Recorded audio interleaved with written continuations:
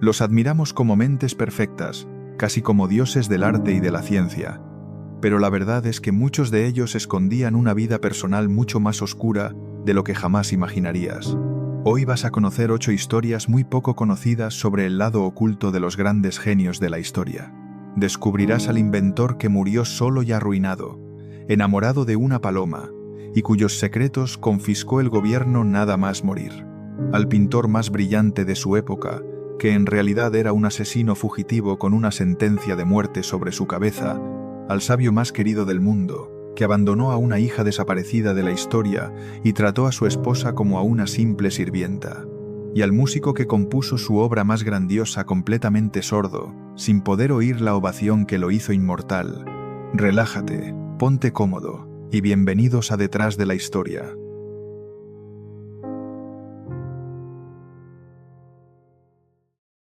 Nikola Tesla. El genio que murió arruinado y enamorado de una paloma. En la habitación de un hotel de Nueva York, un anciano hablaba cada noche con una paloma blanca como si fuera el amor de su vida. Y no era una forma de hablar. Aquel hombre, que había sido una de las mentes más brillantes del planeta, dejó escrito que amaba a esa paloma igual que un hombre ama a una mujer, y que mientras ella viviera, él tendría un motivo para seguir adelante. El genio que soñó con regalar electricidad gratuita al mundo entero, terminaba sus días cuidando aves heridas en el alféizar de su ventana. Él mismo contó que aquella paloma blanca enfermó y murió una noche entre sus manos, y aseguró que en ese instante un destello de luz brotó de los ojos del animal. A partir de entonces dijo sentir que algo dentro de él se había roto para siempre, y que el trabajo de toda su vida había llegado a su fin. Aseguraba que ella acudía a su ventana cada día y que la reconocía entre cientos de palomas iguales. Pocas historias retratan mejor la soledad absoluta de un genio que la de un hombre que volcó todo su amor en un pájaro. Décadas atrás, había llenado salas enteras con demostraciones que parecían pura magia. Hacía brotar rayos de sus manos, encendía bombillas sin un solo cable y dejaba al público con la boca abierta, convencido de estar viendo el futuro. Pero el hombre que ahora alimentaba palomas ya no era aquella estrella deslumbrante. Se había convertido en un desconocido al que la gente miraba con lástima en los parques, sin imaginar que tenían delante a alguien que había ayudado a cambiar el mundo. Vivía solo y casi sin dinero, en un cuarto modesto que pagaba a duras penas. En sus últimos años apenas se alimentaba de leche, miel y pan, una dieta mínima preparada según sus reglas, y casi no dejaba entrar a nadie. Cuando recibía una visita, exigía que se mantuviera a casi 1 metro de distancia. Le aterraban los gérmenes y la suciedad hasta extremos enfermizos.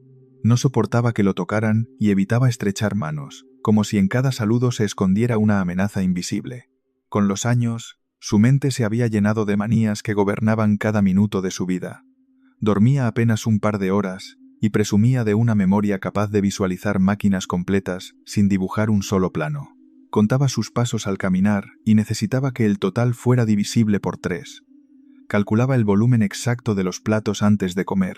Exigía un número preciso de servilletas sobre la mesa y limpiaba cada cubierto una y otra vez antes de usarlo. Sentía un rechazo profundo por el pelo, por las joyas y por cualquier objeto redondo y brillante, hasta el punto de no poder mirar a una mujer que llevara pendientes con perlas. Las palomas se habían convertido en su única compañía verdadera. Las alimentaba desde la ventana. Salía a buscarlas a los parques al amanecer y recogía a las que encontraba heridas para curarlas en su propio cuarto. Las cuidaba con una ternura que no parecía capaz de ofrecer a las personas. Nunca se casó ni se le conoció una pareja estable, porque estaba convencido de que el amor y la familia le robarían la energía que necesitaba para inventar. Gastaba en aquellas aves un dinero que ya no tenía, como si en ellas hubiera hallado el afecto que la vida le había ido negando. Una de esas salidas estuvo a punto de matarlo. Camino de dar de comer a las palomas, un coche lo atropelló en plena calle y lo dejó malherido. Fiel a su carácter terco y solitario, se negó a recibir atención médica y pasó meses encerrado, recuperándose a solas, sin que casi nadie preguntara por él. Su cuerpo, antes incansable, empezaba a apagarse al mismo ritmo que su fama. Lo más difícil de creer es que aquel anciano frágil y olvidado había sido tratado en su juventud como un visionario capaz de adelantarse un siglo entero a su época. Había imaginado un mundo conectado sin cables mucho antes de que existiera nada parecido. Había descrito aparatos que hoy nos recordarían a los teléfonos y a las comunicaciones que usamos cada día. Y pese a todo, el reconocimiento, el dinero y la compañía se le habían escapado entre los dedos uno tras otro. Quienes lo veían en sus últimos años solo encontraban a un viejo excéntrico que murmuraba a los pájaros. Nadie a su alrededor sospechaba la magnitud de lo que aquel hombre guardaba en la cabeza, porque mientras el mundo entero lo daba por acabado, él seguía asegurando que trabajaba en inventos capaces de cambiarlo todo de nuevo, secretos que afirmaba no haber puesto jamás por escrito. Y esos secretos, precisamente, serían los que convertirían su muerte en uno de los grandes enigmas del siglo. Pudo haber sido uno de los hombres más ricos de la historia, y, con un solo gesto, rompió en pedazos el contrato que lo habría hecho millonario para el resto de su vida. Lo hizo voluntariamente, convencido de que estaba haciendo lo correcto. Años antes, cuando el mundo empezaba a llenarse de luz eléctrica, este inventor había desarrollado el sistema que hoy ilumina prácticamente todo el planeta. Una forma de transportar la electricidad a grandes distancias de manera barata y eficaz. Su hallazgo desató una guerra feroz contra el inventor más famoso del país, que defendía un sistema rival mucho peor. Fue una batalla sucia, llena de campañas de miedo y de espectáculos públicos en los que se llegó a electrocutar animales delante de la gente para demostrar lo supuestamente peligroso que era el método del adversario. El rival incluso impulsó que las primeras ejecuciones con electricidad se hicieran con el sistema del genio, para que el público lo asociara directamente con la muerte. Aún así, su idea terminó imponiéndose y se convirtió en el estándar que seguimos usando hoy en cada enchufe. Aquí aparece la gran paradoja de su vida. Tenía firmado un acuerdo que le daba derecho a cobrar una cantidad por cada unidad de energía que se produjera con su sistema.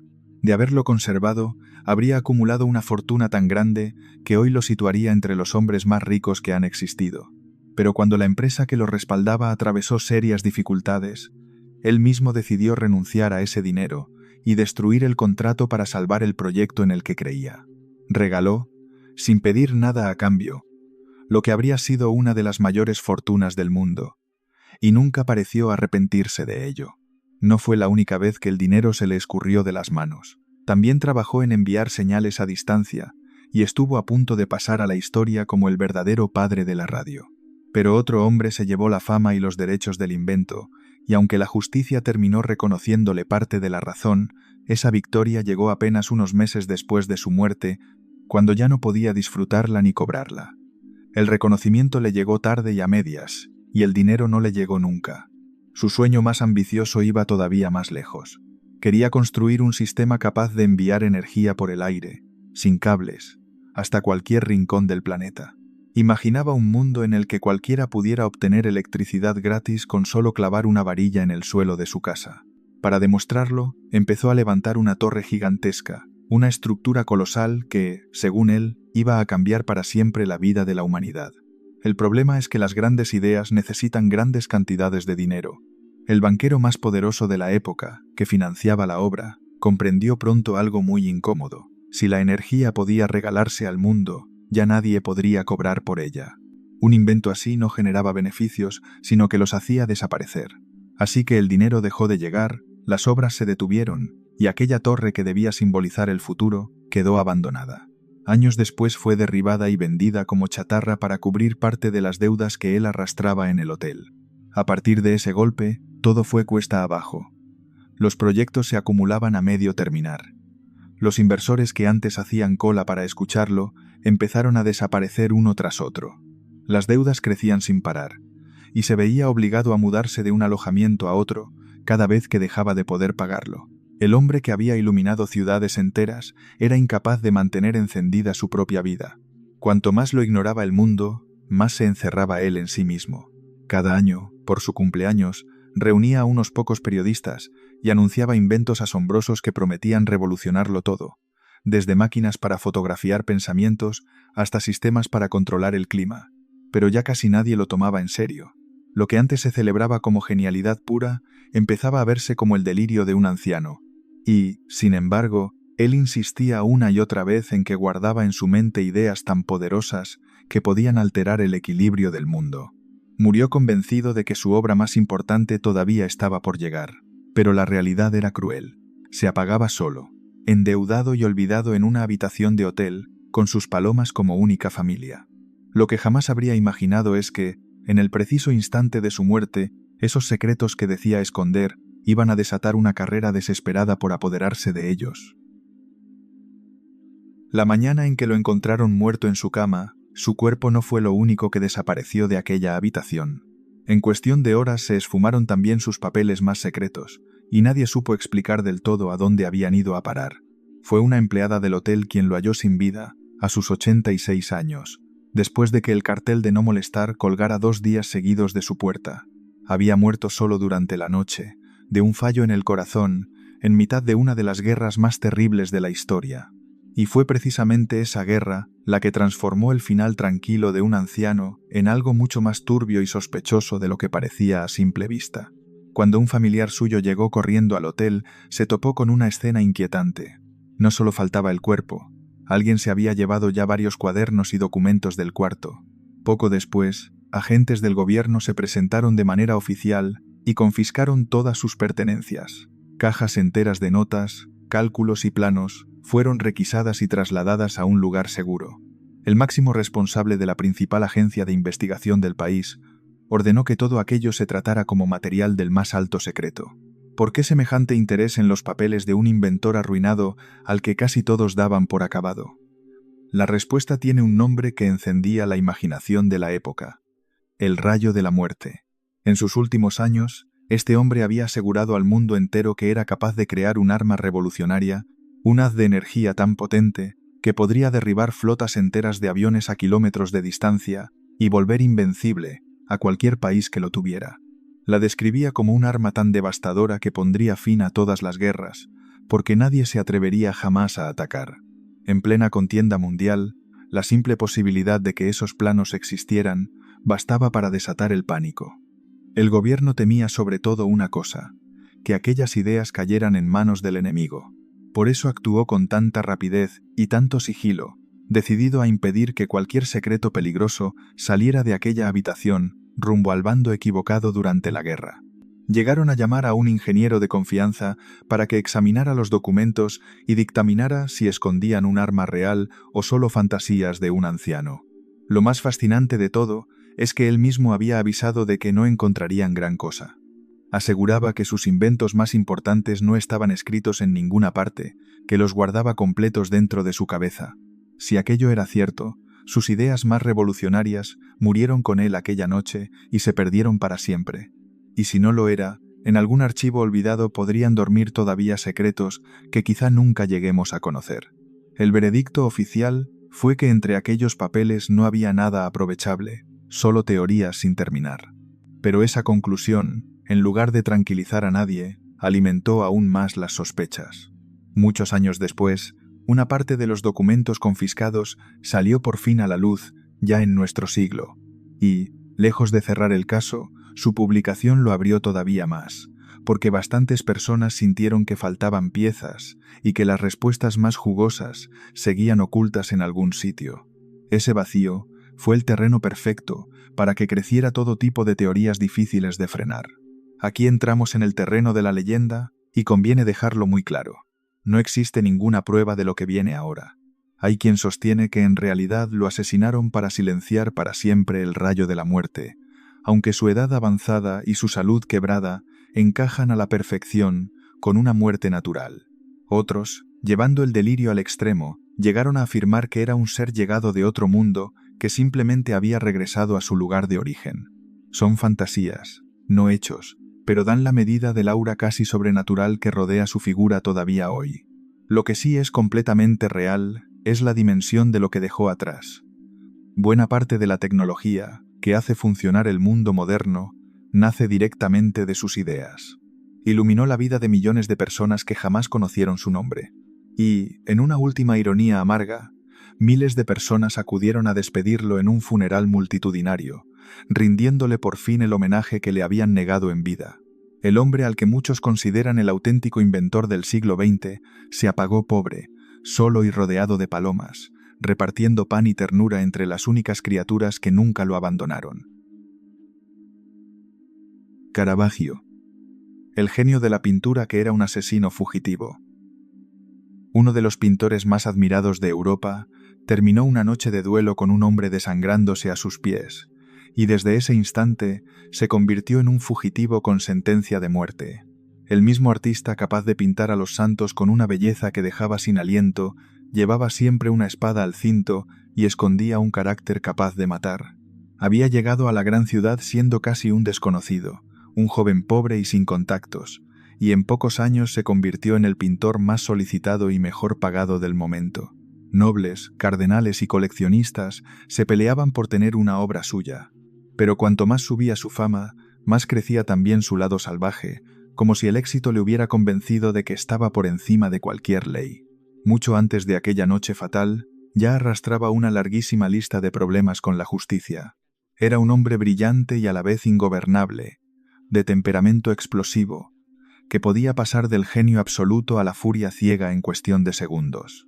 Frecuentaba las peores tabernas de la ciudad, se rodeaba de espadachines y de mujeres de mala vida, y bastaba una palabra fuera de tono para que desenfundara el acero. En una ocasión lo detuvieron por arrojarle a un camarero un plato de alcachofas a la cara, simplemente porque no le había gustado su respuesta sobre cómo estaban cocinadas. La policía de la ciudad lo conocía de sobra. Su nombre aparecía sin parar en los registros de denuncias, siempre por lo mismo: peleas, provocaciones, armas prohibidas, insultos a los guardias, heridas a otros hombres en reyertas absurdas. Lanzó piedras contra la casa de su casera cuando ésta le reclamó lo que le debía, y se burló por escrito de un pintor rival con versos groseros que terminaron también en los tribunales. Vivía como si las normas no fueran con él, protegido en parte por poderosos que adoraban sus cuadros y le perdonaban casi cualquier exceso.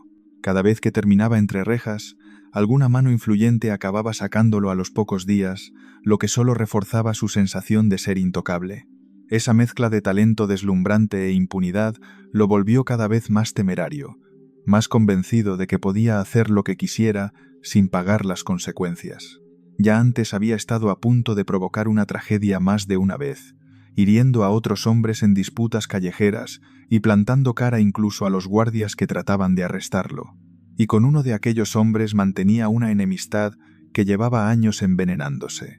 Habían chocado muchas veces, en partidas de juego, en disputas de dinero y sobre todo por una mujer que ambos pretendían. Lo que empezó como rivalidad terminó en odio puro, hasta que una noche todo estalló de la peor manera posible. Los dos grupos se encontraron en la calle, las espadas salieron a relucir y lo que pudo quedar en una pelea más acabó en tragedia. En medio del enfrentamiento, le clavó la espada en la parte alta de la pierna, muy cerca de la ingle. La herida cortó una arteria principal y el hombre se desangró en muy poco tiempo. Por la zona del cuerpo que eligió, muchos pensaron que no buscaba simplemente herirlo, sino mutilarlo de la forma más humillante posible, algo reservado en aquella época a las disputas por una mujer. Fuera un accidente o una venganza calculada, el resultado fue el mismo: un cadáver en plena calle y un pintor célebre convertido de pronto en asesino. La reacción de las autoridades fue inmediata y brutal. El máximo poder de la ciudad dictó contra él una condena terrible. Cualquier persona, en cualquier lugar, tenía permiso para matarlo legalmente y cobrar incluso una recompensa por hacerlo. No se trataba solo de prisión o destierro. Era una sentencia de muerte abierta, una invitación pública a que cualquiera le cortara la cabeza y la presentara como un trofeo. Para colmo, el hombre al que había matado pertenecía a un clan acostumbrado a saldar sus cuentas con sangre, de modo que a la persecución oficial se sumaba ahora la amenaza de una venganza familiar. Por primera vez, ni siquiera sus poderosos protectores se atrevieron a dar la cara por él. A partir de esa noche, el hombre que había vivido entre palacios y encargos de lujo no podía volver a pisar la ciudad que lo había hecho famoso. Tuvo que escapar a toda prisa, dejando atrás su casa, su fama y su mundo entero. Empezaba para él una vida completamente distinta, la de un hombre perseguido que debía mirar por encima del hombro a cada paso. Y lo más asombroso es que, en esas condiciones imposibles, todavía estaba a punto de crear algunas de las pinturas más impresionantes que ha dado la historia. Condenado a muerte y perseguido por media Italia, hizo algo que parece imposible de creer. Siguió pintando obras maestras mientras huía para salvar la vida. Cada cuadro que dejaba a su paso lo firmaba un hombre que dormía vestido y con la espada al alcance de la mano, sin saber si llegaría vivo al día siguiente. Tras escapar de la ciudad que lo había condenado, buscó refugio en el sur, bajo la protección de una familia poderosa que lo acogió y lo ayudó a esconderse. Allí volvió a pintar, y los encargos llegaron enseguida, porque su fama era tan grande que muchos estaban dispuestos a pasar por alto, que era un fugitivo buscado. Pero la sombra de la condena lo perseguía a todas partes, y sabía que en cualquier momento podía aparecer alguien dispuesto a cobrar la recompensa que pesaba sobre su cabeza. Buscando una salida definitiva, intentó algo audaz: ingresar en una poderosa orden de caballeros que tenía su sede en una isla, con la esperanza de que ese honor le sirviera para limpiar su pasado y conseguir el perdón. Durante un tiempo pareció funcionar a la perfección. Lo admitieron con todos los honores, lo trataron con respeto y pintó para ellos obras admirables que lo encumbraron de nuevo. Parecía que por fin había encontrado la manera de borrar su crimen y empezar de cero, algo casi milagroso para un hombre que cargaba con una sentencia de muerte a sus espaldas. Pero su carácter volvió a traicionarlo. Se vio envuelto en una pelea grave con uno de los caballeros más importantes de la orden, lo encerraron en una celda y, fiel a su leyenda, consiguió escapar de una prisión casi inexpugnable descolgándose por un muro y huir de nuevo por mar. La orden, humillada, lo expulsó con desprecio, calificándolo de miembro podrido al que había que arrancar de raíz. En cuestión de semanas, había pasado del honor más alto a ser otra vez un proscrito en fuga. Su vida se convirtió entonces en una huida sin fin, saltando de un sitio a otro, siempre con el miedo pegado a la espalda. La tensión y la paranoia se notaban en su forma de vivir y también en su forma de pintar. Sus cuadros se volvieron más oscuros, más violentos, más desesperados. Las figuras emergían de un fondo completamente negro como si salieran de la nada, iluminadas por una luz cruda que parecía a punto de apagarse. Pintaba decapitaciones, martirios y escenas de sufrimiento con un realismo tan brutal que estremecía a quien las miraba. En apenas unos años de huida, llegó a producir alrededor de una treintena de cuadros, muchos considerados hoy obras maestras absolutas, una cifra que da la medida de su talento descomunal, incluso en plena desesperación. En uno de aquellos refugios sufrió un ataque que estuvo a punto de acabar con él. Un grupo de hombres lo emboscó a la salida de una taberna y le destrozó la cara a cuchilladas, dejándolo desfigurado y al borde de la muerte. La noticia corrió tan deprisa que en algunos lugares llegaron a darlo por muerto antes de tiempo. Sobrevivió, pero su rostro y su salud quedaron marcados para siempre, y su trabajo empezó a reflejar a un hombre roto, que sabía que la muerte lo seguía de cerca y que ya no podía escapar de sí mismo. Fue en ese estado cuando pintó una de sus obras más impactantes, en la que se atrevió a retratarse a sí mismo no como el héroe victorioso, sino como la cabeza cortada de un monstruo derrotado, sujeta por la mano del vencedor. Aquel autorretrato brutal era en realidad una súplica silenciosa, un mensaje dirigido al poderoso cardenal que tenía en sus manos la posibilidad de concederle el perdón. Se pintaba a sí mismo como un condenado que reconoce su culpa y pide clemencia, en una de las imágenes más sinceras y desgarradoras de toda la historia del arte. Su forma de entender la pintura ya había escandalizado antes a media Europa. Para representar a santos y vírgenes no usaba modelos perfectos e idealizados, sino a gente real sacada de la calle, con los pies sucios y los rostros cansados de la vida verdadera. Se llegó a decir que había usado el cuerpo de una mujer ahogada para pintar a una virgen muerta, y varias de sus obras fueron rechazadas por las propias iglesias que las habían encargado, escandalizadas al considerarlas vulgares e impropias de un lugar sagrado. Donde otros veían provocación, él veía la única verdad posible, que lo divino podía habitar también en la gente más humilde y olvidada. Y así, perseguido, herido y medio enloquecido por el miedo, siguió creando arte inmortal hasta el último aliento, acercándose sin saberlo al desenlace más extraño de toda su agitada vida. Estaba a punto de ser perdonado. El indulto que tanto había buscado viajaba ya hacia él cuando murió solo en una playa perdida, y su cuerpo desapareció sin dejar rastro. Después de años huyendo, la libertad se le escapó en el último instante, cuando casi podía tocarla con los dedos. Tras mucho tiempo de súplicas y de regalos enviados a las personas adecuadas, por fin parecía que el perdón estaba cerca. Confiado en que pronto podría volver a casa como un hombre libre, embarcó en una pequeña nave rumbo al norte, llevando consigo varias pinturas destinadas a quien tenía el poder de devolverle la vida que había perdido. Aquellos cuadros eran su pasaporte, su última carta para comprar de nuevo su sitio en el mundo y borrar la condena que lo perseguía. Pero el viaje se torció desde el principio. En una de las paradas lo confundieron con otra persona y lo detuvieron por error, encerrándolo durante un par de días en los que el tiempo jugó en su contra. Cuando por fin lo soltaron, descubrió con horror que la embarcación había zarpado sin él, llevándose a bordo sus preciados cuadros. Desesperado, enfermo y sin sus pinturas, intentó alcanzarla por tierra, recorriendo la costa bajo un sol abrasador en un estado físico cada vez más lamentable. Nunca lo consiguió. Llegó a un pequeño pueblo costero ardiendo de fiebre, agotado y completamente solo, y allí se derrumbó. Murió pocos días después, sin nadie conocido a su lado, a los 38 años, justo cuando su perdón estaba más cerca que nunca. Su cuerpo acabó enterrado en una fosa común, sin nombre y sin honores, y durante siglos nadie supo con certeza dónde reposaban sus restos. El pintor que había retratado la muerte como nadie desapareció en ella sin dejar siquiera una tumba que visitar. En aquel pueblo existía un hospital atendido por una hermandad religiosa, y es muy probable que pasara sus últimas horas allí, febril y delirante, cuidado por desconocidos que ni siquiera imaginaban a quién tenían delante. Lo que de verdad lo mató sigue siendo un misterio que se discute hasta hoy. La explicación más sencilla habla de unas fiebres, quizá una infección agravada por las heridas de la cara y por el agotamiento de la huida. Otros apuntan a que el plomo de sus propias pinturas, que manipuló durante años sin ninguna protección, fue envenenándolo poco a poco hasta enturbiarle el cuerpo y la mente, lo que también explicaría parte de sus arrebatos de violencia. E incluso se ha sugerido una enfermedad propia de aquellas costas pantanosas, transmitida por las picaduras de insectos. Cada teoría dibuja un final distinto para el mismo hombre.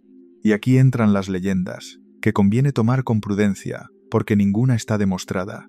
Hay quien sostiene que no murió por enfermedad, sino que fue asesinado por venganza, ya fuera por la familia del hombre al que había matado, o por la orden de caballeros de la que había escapado humillándolos. Según esa versión, sus enemigos lo persiguieron hasta el final, y se aseguraron de que jamás llegara a recibir el perdón ni a recuperar su gloria. Es una hipótesis fascinante para una vida tan violenta, pero no existe ninguna prueba sólida que la respalde. Hace pocos años, un equipo de investigadores llegó a analizar unos huesos hallados en aquel pueblo que podrían ser los suyos, usando pruebas modernas para intentar confirmarlo, y encontraron niveles altos de plomo que encajaban con esa vieja sospecha, aunque tampoco lograron cerrar el caso del todo. Lo que sí está fuera de toda duda es la huella inmensa que dejó. Cambió para siempre la manera de pintar, enfrentando la luz y la oscuridad de un modo que nadie había visto antes y que volvía sus cuadros tan reales que parecían respirar. Trabajaba sin apenas dibujos previos, atacando el lienzo directamente con una intensidad febril, como si cada obra pudiera ser la última. Generaciones enteras de artistas de muchos países lo imitaron y aprendieron de su luz, aunque su nombre tardó después siglos en recuperar el lugar que merecía. Durante casi 2 siglos su obra fue despreciada y casi borrada de los libros, juzgada demasiado cruda y vulgar para los gustos de la época, hasta que ya en tiempos modernos los estudiosos lo rescataron del olvido y lo proclamaron uno de los padres de toda la pintura moderna. Durante mucho tiempo cayó casi en el olvido, hasta que el mundo redescubrió su grandeza y entendió que aquel criminal violento y atormentado había sido, al mismo tiempo, uno de los mayores genios que jamás ha sostenido un pincel. Albert Einstein. El padre que abandonó a una hija y el lado oscuro del genio más querido del mundo. El hombre más admirado del planeta, convertido en símbolo de la inteligencia y la bondad, tuvo una hija secreta que se borró de la historia sin dejar el menor rastro, y a la que él nunca llegó a conocer. Durante casi un siglo, el mundo entero ignoró por completo que esa niña hubiera existido siquiera. Mucho antes de ser una leyenda, fue un joven estudiante enamorado de una compañera de clase tan brillante como él. Ella era una de las poquísimas mujeres que en aquella época se atrevían a estudiar física, una disciplina reservada casi en exclusiva a los hombres. Era inteligente, tenaz y apasionada por la ciencia, y juntos compartían noches enteras de estudio, cálculos y sueños sobre el futuro. Parecían dos almas hechas la una para la otra, unidas por la misma sed de entender el universo. Entonces ocurrió algo que en aquel tiempo podía arruinar una vida entera. Ella se quedó embarazada antes de casarse. Hoy puede sonar normal, pero en aquella sociedad, un hijo fuera del matrimonio era un escándalo capaz de destruir una reputación y cerrar todas las puertas de una carrera. Para un hombre que empezaba a abrirse camino en el mundo académico, reconocer a esa criatura podía significar el final de todo antes incluso de haber empezado. Aquel embarazo le costó a ella mucho más de lo que parece a simple vista. Justo en esos años, intentaba terminar sus estudios y conseguir el título que le permitiría ejercer como científica, algo casi inédito para una mujer de su época. Pero sus exámenes finales se torcieron, y todo apunta a que el embarazo y la angustia de aquella situación tuvieron mucho que ver en su fracaso. Mientras él avanzaba imparable hacia la gloria, ella veía cómo su propio sueño se desmoronaba, sacrificado en silencio para que el de él pudiera cumplirse. La solución que encontraron fue tan práctica como cruel. Ella se marchó sola a su tierra natal, lejos de él, para dar a luz a escondidas, mientras él se quedaba construyendo su carrera como si nada ocurriera. La niña nació en ese país lejano, rodeada del silencio y el secreto, y aquí llega el detalle más difícil de digerir. El padre nunca viajó a conocerla, jamás la tuvo en brazos, jamás la vio crecer, jamás puso un pie en el lugar donde su propia hija respiraba por primera vez. A partir de ahí, el rastro de la niña se vuelve oscuro y angustioso. En las cartas privadas que se conservan se la menciona durante un tiempo, y, de repente, deja de aparecer por completo, como si se la hubiera tragado la tierra. La explicación más probable es que muriera siendo muy pequeña, víctima de una enfermedad común en aquella época, pero ni siquiera de eso hay certeza. No se ha encontrado ningún documento que confirme su muerte, ninguna tumba, ningún registro. Simplemente desaparece de la historia y nunca sabremos qué fue realmente de ella. Lo más doloroso es imaginar lo que aquello supuso para la madre. Había renunciado en buena parte a su propia carrera científica, había soportado sola el embarazo lejos de casa y había entregado a su hija a un destino incierto, todo para proteger el futuro del hombre al que amaba. Quienes estudiaron su vida creen que la pérdida de aquella niña la marcó para siempre, sumiéndola en una tristeza profunda de la que ya nunca se recuperó del todo. Él, en cambio, no dejó constancia de haber sufrido por aquella pérdida, y durante el resto de su vida apenas escribió una sola línea preguntándose qué habría sido realmente de su propia hija. Mientras tanto, él siguió adelante con una frialdad que sorprende. Continuó con sus estudios, avanzó en su carrera y poco después se casaron, ya con la herida de la hija desaparecida enterrada entre los dos. Nunca hablaba de ella en público, y a medida que su fama crecía, ese capítulo quedó sepultado bajo capas y capas de silencio, oculto incluso para sus admiradores más fieles. El secreto se guardó tan bien que el mundo solo descubrió que aquella hija había existido muchísimas décadas más tarde, cuando salieron a la luz cartas privadas que nadie esperaba leer jamás. Hasta sus propios biógrafos se quedaron desconcertados, porque durante generaciones se había contado 1000 veces la vida del genio sin mencionar a aquella criatura ni una sola vez. Ahí estaba, en sus propias palabras, la prueba de una niña borrada de la historia, y esa revelación fue solo la primera grieta en la imagen perfecta del genio, porque lo que vendría después, dentro de su propio matrimonio, no haría más que oscurecer todavía más el retrato del hombre más querido de su tiempo. Un día le entregó a su esposa una lista de normas por escrito, como si fuera una sirvienta contratada y no la mujer con la que se había casado y había tenido hijos. Era un documento humillante, redactado con la frialdad de quien dicta un contrato laboral a un empleado. Para entonces, el amor que un día los había unido se había apagado casi por completo. Él se había ido distanciando poco a poco, absorbido por su trabajo y por una fama creciente que lo cambiaba por dentro. Ella, que había sido su compañera intelectual y la madre de sus hijos, se sentía cada vez más sola, encerrada en una casa donde ya no había cariño. Y en mitad de ese vacío, él había empezado a interesarse por otra mujer de su propia familia, una pariente cercana con la que se veía a escondidas. En lugar de afrontar la situación con honestidad, optó por imponer unas condiciones que dejaban claro qué lugar le reservaba a su esposa. En aquella lista le exigía que se ocupara de su ropa y de tenerla siempre en orden, que le sirviera las 3 comidas del día directamente en su habitación y que mantuviera limpio y ordenado su despacho, un espacio que él reservaba solo para sí mismo. La trataba como a alguien encargado del servicio doméstico, no como a su pareja. Pero lo más duro no era el trabajo que le exigía, sino la frialdad emocional que le imponía por escrito. Le prohibía esperar de él cualquier muestra de cariño, y le advertía que no se sentaría con ella en casa ni saldría juntos a ninguna parte. Le ordenaba dejar de hablarle en cuanto él se lo pidiera y abandonar la habitación de inmediato, sin protestar, si así se lo exigía. En la práctica, le estaba diciendo que podía seguir a su lado solo si aceptaba vivir como una sombra silenciosa, sin voz, sin afecto y sin derechos. Visto desde fuera, aquel papel no era el de una esposa, sino el de alguien al servicio de un hombre que solo pensaba en su trabajo y en su comodidad. Le negaba la conversación, el cariño y hasta la simple compañía, y se reservaba el derecho de echarla de la habitación en cuanto le molestara su presencia.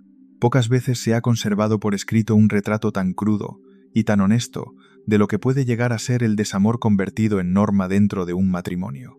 Durante un tiempo, ella aguantó aquella situación insoportable, quizá por los hijos, quizá por no tener a dónde ir. Pero una convivencia así no podía durar, y al final se rompió del todo. Él se marchó a otra ciudad, en buena parte para estar más cerca de la pariente con la que mantenía su relación, y el matrimonio quedó hecho pedazos. Ella se quedó al cuidado de los hijos, atravesando años muy difíciles de estrecheces económicas y soledad. La mujer brillante que había soñado con cambiar la ciencia terminó dando clases para llegar a fin de mes y cargando sola con problemas que él prefirió mirar siempre desde una cómoda distancia. El divorcio tardó todavía bastante en llegar, y cuando por fin se firmó, incluyó una cláusula que con el tiempo se haría célebre. Él le prometió que, si algún día ganaba uno de los premios científicos más importantes del mundo, le entregaría a ella todo el dinero del galardón. En ese momento sonaba casi a fanfarronada, porque aún no lo había ganado, pero los años le dieron la razón. Terminó recibiendo ese gran premio y, hay que reconocerlo, cumplió su palabra y le hizo llegar el dinero, que ella usó para sobrevivir y mantener a la familia. Apenas se divorció, hizo algo que escandalizaría a cualquiera todavía hoy. Se casó con su prima, esa misma pariente con la que llevaba años viéndose en secreto. Para él era una decisión cómoda y natural. Para muchos, una muestra más de hasta qué punto anteponía su propio bienestar al de quienes lo rodeaban. La mujer que lo había acompañado en sus años de lucha quedó atrás, mientras él empezaba una nueva vida acomodada del brazo de otra. No tardaría demasiado, por cierto, en mostrarse distante también con esta segunda esposa, una señal de que el problema no estaba en una mujer concreta, sino en su propia manera de entender el amor. Y lo más asombroso de todo es que, mientras ocurría toda esta historia de frialdad y abandono dentro de su casa, el mundo exterior lo veía justo al revés. Para millones de personas, él era el sabio amable y entrañable, el hombre bueno por excelencia. Nadie imaginaba que detrás de esa sonrisa tierna se escondía alguien capaz de tratar así a las personas que más cerca tenía. Esa distancia enorme entre el mito y el hombre real es, quizá, el verdadero secreto de su vida. El mundo entero lo transformó en un abuelo bondadoso, un sabio despeinado de mirada tierna y frases llenas de humanidad. Pero esa imagen tan querida escondía a un hombre que podía ser sorprendentemente frío justo con quienes más lo necesitaban. Su rostro acabó convertido en un icono universal, repetido en pósters, camisetas y paredes de medio planeta. Representaba la inteligencia, la paz y la sabiduría, y sus reflexiones sobre la vida y la humanidad se citaban en todas partes como si fueran las de un santo laico. Había revolucionado nuestra forma de entender el tiempo, el espacio y el universo entero, y ese mérito gigantesco nadie se lo discute. El problema es que esa figura casi perfecta tenía un reverso mucho más humano y mucho más oscuro. Cuanto más crecía el mito del genio bondadoso, más se alejaba ese retrato del hombre real que habían conocido de cerca su primera esposa y sus propios hijos. Uno de los capítulos más tristes tiene que ver con uno de sus hijos, que enfermó gravemente de la mente siendo aún joven y pasó la mayor parte de su vida internado en una institución. Aquella enfermedad lo superó como padre, y con los años terminó distanciándose de él casi por completo, hasta dejar de visitarlo.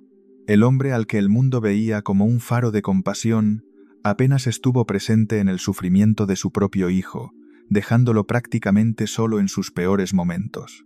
Algunas cartas dejan entrever que aquel hijo sufría por la ausencia de su padre y que la distancia entre ambos nunca llegó a cerrarse.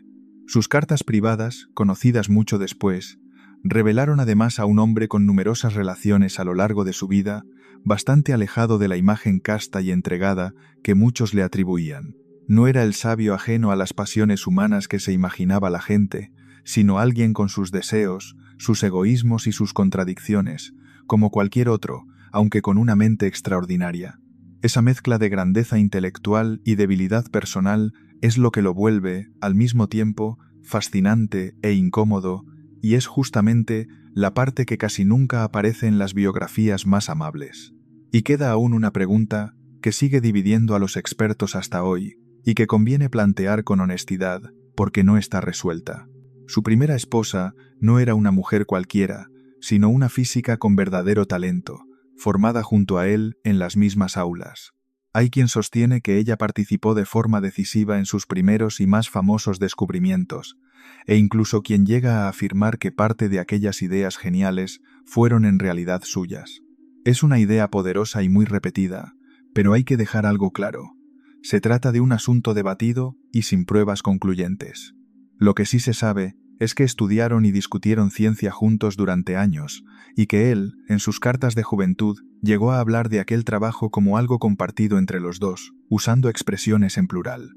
Pero de ahí a demostrar que ella fue la autora oculta de sus teorías, hay un salto enorme que las pruebas disponibles no permiten dar. La mayoría de los estudiosos cree que no existe evidencia sólida de esa autoría, aunque casi todos reconocen que su papel y su apoyo fueron mucho mayores de lo que la historia oficial quiso admitir durante mucho tiempo. Con el paso de los años, además, fue borrando de su discurso aquel primer matrimonio, casi como si nunca hubiera existido. Apenas volvió a mencionar a la mujer que lo había acompañado en su juventud, y la apartó también del relato oficial de sus grandes logros. Era como si necesitara dejar atrás esa etapa incómoda para encajar mejor en el papel de sabio impoluto que el mundo entero le había asignado.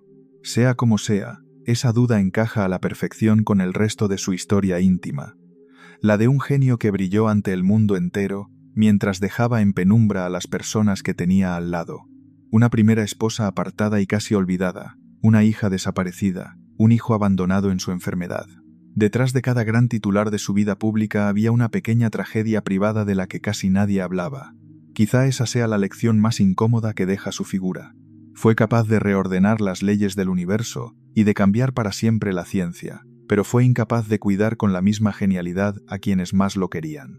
Su historia demuestra que la inteligencia descomunal y la bondad no siempre viajan juntas, y que incluso el hombre considerado más sabio del mundo podía fallar, una y otra vez, en lo más sencillo y más humano de todo: querer bien a los suyos. Marie Curie, la mujer que murió envenenada por su propio descubrimiento. Llevaba en los bolsillos, brillando como pequeñas luces mágicas en la oscuridad, la misma sustancia que la estaba matando lentamente. Le fascinaba contemplar aquel resplandor azulado en la penumbra de su laboratorio, sin imaginar que cada hora a su lado le iba arrancando un pedazo de vida. Había descubierto algo que nadie había visto antes, una fuerza invisible que brotaba de ciertos materiales y que parecía romper todas las reglas conocidas de la naturaleza. Trabajando sin descanso, ella y su marido lograron aislar dos nuevos elementos desconocidos, uno de los cuales bautizó en honor a su país de origen. Aquel hallazgo abría una puerta hacia un mundo nuevo, lleno de promesas para la ciencia y la medicina, y la convirtió en una de las mentes más respetadas de su tiempo. El problema es que nadie entendía aún el peligro que escondía aquella maravilla. Para ella, y para todos los que la rodeaban, aquella energía misteriosa era casi un milagro inofensivo.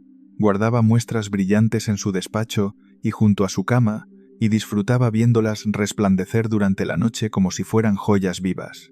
Manipulaba aquellos materiales con las manos desnudas, los movía de un sitio a otro y se pasaba el día entero rodeada de una radiación que iba penetrando en su cuerpo en silencio.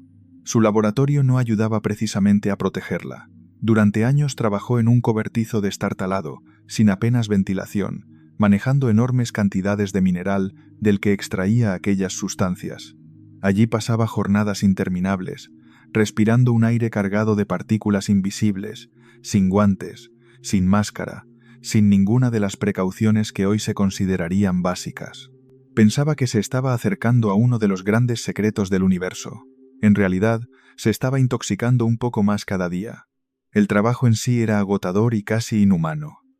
Para obtener una cantidad mínima de aquella sustancia preciosa, había que procesar toneladas de mineral, removiendo enormes cubas con barras de hierro durante horas, en un esfuerzo físico más propio de una obrera de fábrica que de una científica premiada. Lo hacía ella misma, jornada tras jornada, año tras año, respirando aquel aire cargado de partículas y tocándolo todo con sus propias manos desnudas. Las consecuencias tardaron en hacerse visibles, pero fueron implacables. Empezó a sentirse cansada todo el tiempo, le aparecían quemaduras y heridas en las manos que no terminaban de curar, y su salud se fue deteriorando de forma lenta y desconcertante. Nadie relacionaba aún esos síntomas con su trabajo, así que ella siguió adelante, convencida de que aquella debilidad era pasajera, mientras el daño se acumulaba en lo más profundo de su organismo. Con el tiempo perdió visión, arrastraba un cansancio que no la abandonaba nunca, y las yemas de sus dedos quedaron dañadas para siempre por el contacto continuo con aquellos materiales. Aún así, durante años, nadie fue capaz de unir las piezas, porque la idea de que una fuerza tan prometedora pudiera ser mortal todavía no existía en la mente de nadie. Con los años, su cuerpo terminó por rendirse. Murió a causa de una enfermedad de la sangre, un mal que destruye la capacidad del organismo de fabricar células nuevas, provocado por la exposición constante a la radiación durante décadas. La misma fuerza que la había hecho famosa, la que había prometido curar enfermedades, fue la que acabó apagándola desde dentro. Su descubrimiento la coronó como una de las mayores genios de la historia y al mismo tiempo firmó su sentencia de muerte. Lo más impresionante es que aquel veneno invisible no desapareció con ella. Sus cuadernos de notas, sus cartas e incluso muchos de sus objetos personales siguen siendo radiactivos todavía hoy, casi un siglo después. Se guardan en cajas forradas de plomo, y cualquiera que quiera consultarlos debe firmar un documento aceptando los riesgos antes de tocarlos. Permanecerán peligrosos durante miles de años, mucho más allá de la vida de cualquiera que los lea. Y ella no fue la única víctima.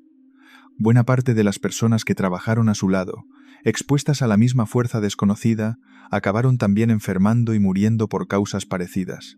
Toda una generación de pioneros pagó con su salud el precio de explorar algo que el mundo aún no comprendía. Pero, por dramático que fuera aquel final, no fue ni siquiera el golpe más cruel que la vida le tenía reservado, porque mucho antes de que la radiación la venciera, la propia sociedad ya había intentado destruirla por completo. Apenas unos días antes de recibir el mayor honor de su vida, una multitud furiosa se agolpó frente a su casa para echarla del país a gritos. La mujer que estaba a punto de hacer historia se vio obligada a esconderse, temiendo por su seguridad y la de sus hijas. Para entender cómo se llegó hasta ahí, hay que retroceder unos años, hasta la muerte de su marido, que falleció de forma trágica al ser arrollado en plena calle. De la noche a la mañana, ella se quedó viuda, sola y al frente de su trabajo y de sus hijas, en un mundo dominado por hombres que apenas toleraban a una mujer en lo más alto de la ciencia.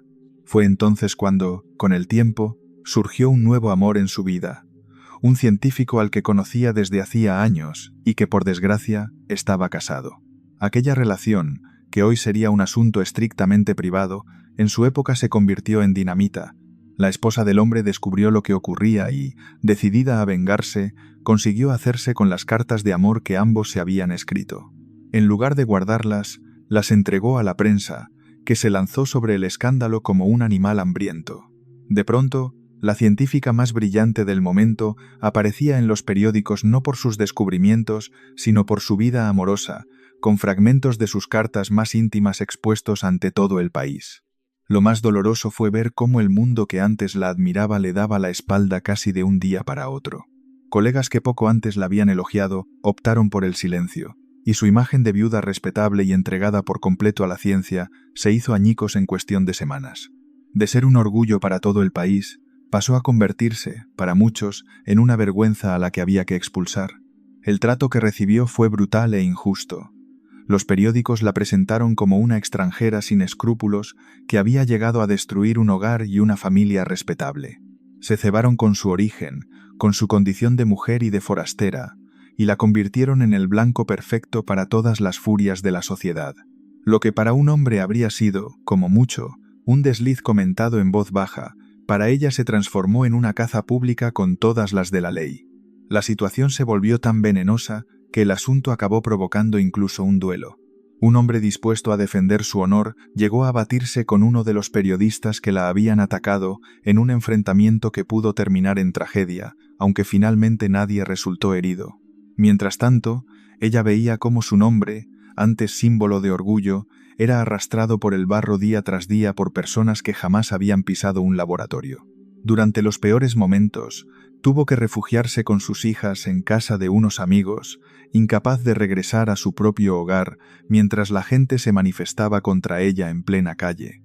La mujer que había dedicado su vida a iluminar el mundo se veía obligada a esconderse, perseguida no por lo que había descubierto, sino por a quien se había atrevido a amar. En mitad de aquella tormenta, llegó la noticia de que iba a recibir uno de los premios más importantes del mundo, un reconocimiento histórico a su trabajo. Pero en lugar de alegría, la noticia trajo más presión. Desde la propia organización del premio, le insinuaron que quizá lo más prudente sería que no acudiera a recogerlo, para no manchar la ceremonia con el escándalo que la rodeaba. Le estaban pidiendo, en el fondo, que se escondiera y se avergonzara de sí misma. Ella se negó en redondo. Respondió con una dignidad admirable que el premio se le concedía por sus descubrimientos científicos, y que no aceptaba que se mezclara el valor de su trabajo con los rumores sobre su vida privada. Viajó hasta la ceremonia con la cabeza bien alta y recogió el galardón en persona, frente a todos los que habían esperado verla derrumbarse. Fue un acto de valentía silenciosa que hoy resulta tan impresionante como cualquiera de sus hallazgos. La hipocresía de todo aquel episodio fue enorme. Hasta un físico muy famoso de la época, al intentar salir en su defensa, soltó un comentario tan torpe como insultante. Dijo que ella no era lo bastante atractiva como para suponer una amenaza para nadie. Con amigos así, no le hacían falta enemigos. Aquella frase resume bien el mundo al que se enfrentaba. Una sociedad incapaz de juzgarla por su talento, sin reducirla antes a su aspecto o a su condición de mujer. Y a pesar de todo, ella siguió adelante, demostrando una fortaleza que muy pocos habrían tenido en su lugar. Cuando llegó el momento de recibir el primer gran premio de su vida, hubo quien quiso entregárselo solo a los hombres y dejar su nombre completamente fuera, por una única razón: era una mujer. Para algunos, una científica no merecía compartir semejante honor. Aquel intento de borrarla estuvo a punto de salir adelante. Los responsables del premio se inclinaban por reconocer únicamente a los hombres que habían participado en la investigación, ignorando que ella había sido una pieza absolutamente central de todo el trabajo. La idea de que una mujer pudiera estar a la misma altura que ellos les resultaba sencillamente impensable, por mucho que las pruebas demostraran lo contrario. Aquel desprecio no sería un caso aislado. Tiempo después intentó entrar a formar parte de la institución científica más prestigiosa de su país y se lo negaron por un puñado de votos, en buena medida por el simple hecho de ser mujer. Una y otra vez, su talento chocaba contra el mismo muro invisible, levantado no por falta de méritos, sino por los prejuicios de su tiempo. Lo que cambió las cosas fue un gesto de su marido, que se negó a aceptar el premio si no se reconocía también a su esposa. Gracias a esa firmeza, su nombre se incluyó por fin, y se convirtió en la primera mujer de la historia en recibir aquel honor. Pero no se quedó ahí. Años después logró algo que nadie había conseguido antes ni ha repetido de la misma forma: ganar ese mismo gran premio una segunda vez, en una rama distinta de la ciencia, convirtiéndose en la única persona capaz de semejante hazaña en dos campos diferentes. Su grandeza no se quedó encerrada en un laboratorio. Cuando estalló una guerra terrible, comprendió que sus conocimientos podían salvar vidas en el frente. Impulsó la creación de unidades móviles capaces de hacer radiografías a los soldados heridos, lo que permitía localizar balas y huesos rotos sin operar a ciegas. Ella misma se puso al volante, formó a otras mujeres para manejar aquellos equipos y se acercó hasta zonas peligrosas para atender a los heridos. Su descubrimiento, el mismo que la estaba envenenando, salvó así a miles de personas. Y hubo un detalle más que dice mucho de quién era. Pudo haberse hecho inmensamente rica patentando su hallazgo y cobrando por cada uso, pero se negó en redondo. Creía que aquel conocimiento pertenecía a la humanidad entera y debía estar al alcance de todos, así que lo regaló al mundo sin pedir nada a cambio. Mientras la sociedad la atacaba sin piedad, ella respondía con una generosidad que muy pocos habrían tenido. El destino quiso además que su historia se repitiera en su propia familia. Una de sus hijas siguió sus pasos, se dedicó también a la ciencia y llegó a alcanzar la cima del reconocimiento mundial, igual que su madre. Y, en un eco trágico, también ella terminó pagando con su salud la exposición a la misma fuerza invisible. Toda una saga marcada por el mismo don y la misma maldición, entregada por completo a una ciencia que daba y quitaba con la misma mano. Cuando finalmente murió, consumida por años de radiación, el mundo tardó en darle el lugar que merecía. Pasaron décadas, hasta que sus restos fueron trasladados con todos los honores a uno de los grandes templos, donde su país guarda a sus figuras más ilustres, convirtiéndola en la primera mujer en descansar allí por méritos propios. El reconocimiento, como tantas veces le ocurrió, llegó tarde, cuando ya no podía disfrutarlo. Aquí conviene aclarar una leyenda muy repetida, porque mezcla verdad y exageración.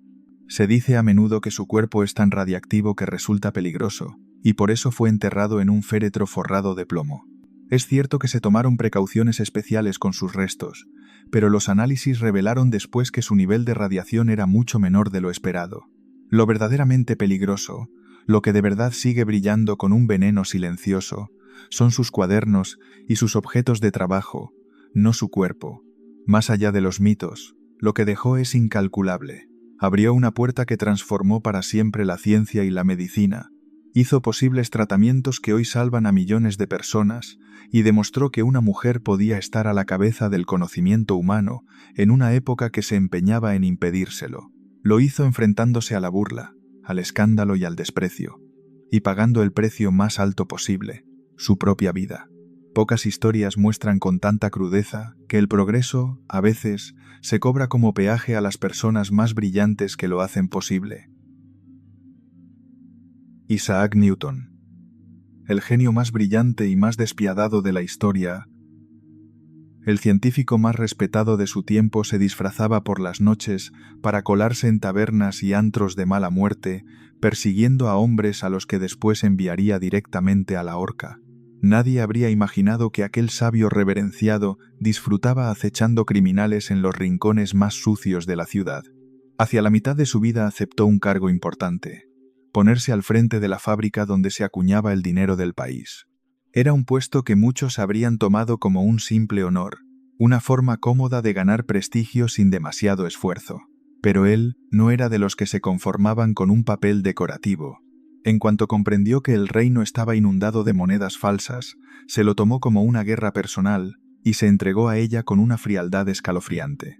Su primera gran misión fue colosal: retirar de golpe casi todas las monedas viejas y desgastadas del país y sustituirlas por otras nuevas, mucho más difíciles de falsificar. Era una tarea inmensa, casi imposible, que organizó con una eficacia asombrosa, exprimiendo al máximo cada máquina y a cada trabajador. Pero pronto comprendió que de poco servía fabricar buen dinero si las calles seguían llenas de monedas falsas, así que volcó toda su energía contra quienes las producían. Falsificar moneda no se consideraba entonces un delito menor, sino una traición al propio Estado, castigada con la muerte, y él decidió convertirse en el azote de quienes se dedicaban a ello. En lugar de quedarse cómodamente en su despacho, se lanzó a las calles disfrazado, se mezcló con maleantes en las peores tabernas y montó toda una red de informantes y soplones para seguir el rastro de los falsificadores. Recogía pruebas, tomaba declaraciones y acudía en persona a interrogar a los sospechosos en sus celdas. Trabajaba como un auténtico detective, mucho antes de que esa figura existiera siquiera. Ataba cabos, comparaba versiones y tendía trampas a los acusados hasta hacerlos caer. Llegó a acumular cientos de declaraciones de delincuentes, taberneros y mujeres de la calle, tejiendo una telaraña de la que era casi imposible escapar. Aquella cacería lo expuso a un mundo peligroso y violento. Recibió amenazas de muerte de criminales que juraban vengarse, y aún así no se detuvo ni un momento. Algunos prometieron acabar con él en cuanto salieran libres, pero él respondió redoblando la persecución, como si el peligro solo consiguiera espolearlo más. Persiguió a sus presas con la misma obsesión metódica con la que resolvía los problemas de la naturaleza, sin dejar cabo suelto, sin conceder tregua. Para él, cada moneda falsa era un insulto al orden, y estaba dispuesto a llevar a sus responsables hasta el final, costara lo que costara. El resultado de aquella obsesión fue una larga lista de hombres enviados al cadalso. Bajo su empeño, numerosos falsificadores acabaron colgados, condenados gracias a las pruebas que él mismo se había encargado de reunir con paciencia de cazador. No fue un juez lejano que firmaba papeles desde la distancia, sino alguien que se implicaba personalmente en arruinar y destruir a quienes consideraba sus enemigos.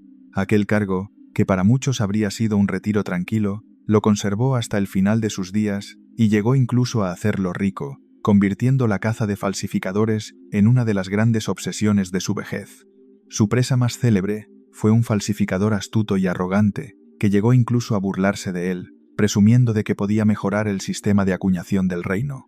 Aquel hombre tuvo incluso la osadía de pedir que lo pusieran al mando de la propia fábrica de moneda, fingiendo que quería mejorarla cuando en realidad buscaba falsificar mejor. Aquello lo convirtió en su objetivo personal. Lo investigó sin descanso, reunió pruebas hasta acorralarlo y no paró hasta verlo condenado. El final de aquel criminal fue espantoso. Lo ejecutaron de la forma más brutal que permitía la ley de la época, un castigo reservado a los traidores, mientras suplicaba clemencia que nunca llegó. Lo que más inquieta de todo este capítulo es el frío placer con el que parecía vivirlo. Según cuentan, no sentía la menor compasión por aquellos hombres y asistía sin inmutarse a los castigos que él mismo había provocado. El genio capaz de comprender el movimiento de los planetas no movía un músculo ante el espectáculo de un ahorcamiento. Aquella dureza, esa ausencia total de piedad, ofrece una primera pista sobre el carácter complicado y oscuro que se escondía detrás del gran sabio, y esa misma frialdad la volcaría también contra cualquiera que se atreviera a hacerle sombra. Era probablemente la mente más brillante que ha existido jamás, y también una de las más desagradables, un hombre capaz de alimentar un odio durante años hasta destruir por completo a su rival. Cruzarse en su camino era una mala idea, porque rara vez perdonaba y nunca olvidaba. Su enfrentamiento más famoso fue una guerra encarnizada contra otro gran matemático por decidir quién había inventado primero una herramienta clave de las matemáticas. En lugar de resolverlo con elegancia, convirtió el asunto en una batalla sucia que duró años. Lanzó acusaciones de plagio, movió hilos en la sombra, escribió cartas anónimas e incluso llegó a redactar él mismo, en secreto, el informe supuestamente imparcial de un comité que debía juzgar la disputa. Como era de esperar, aquel informe le daba la razón a él. Manipuló el resultado para aplastar a su rival y quedarse con toda la gloria. Lo más irónico es que, según se cree hoy, ambos habían llegado a aquel descubrimiento por su cuenta, sin copiarse el uno del otro, y el mérito debería repartirse entre los dos. Pero él era incapaz de ceder un solo gramo de reconocimiento. Aquella disputa terminó envenenando la ciencia europea durante toda una generación, obligando a los estudiosos a tomar partido por un bando o por otro como si se tratara de una guerra. No fue su único enemigo. Con otro científico de su época mantuvo una enemistad tan profunda que dejó de hablarle para el resto de su vida. Le guardó rencor hasta mucho después de que aquel hombre muriera, y se sospecha que incluso intentó borrar su recuerdo, contribuyendo a que apenas quedara rastro de su aspecto para la posteridad.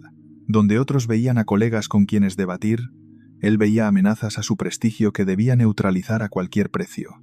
De joven había dado ya muestras de una obsesión rayana en lo enfermizo.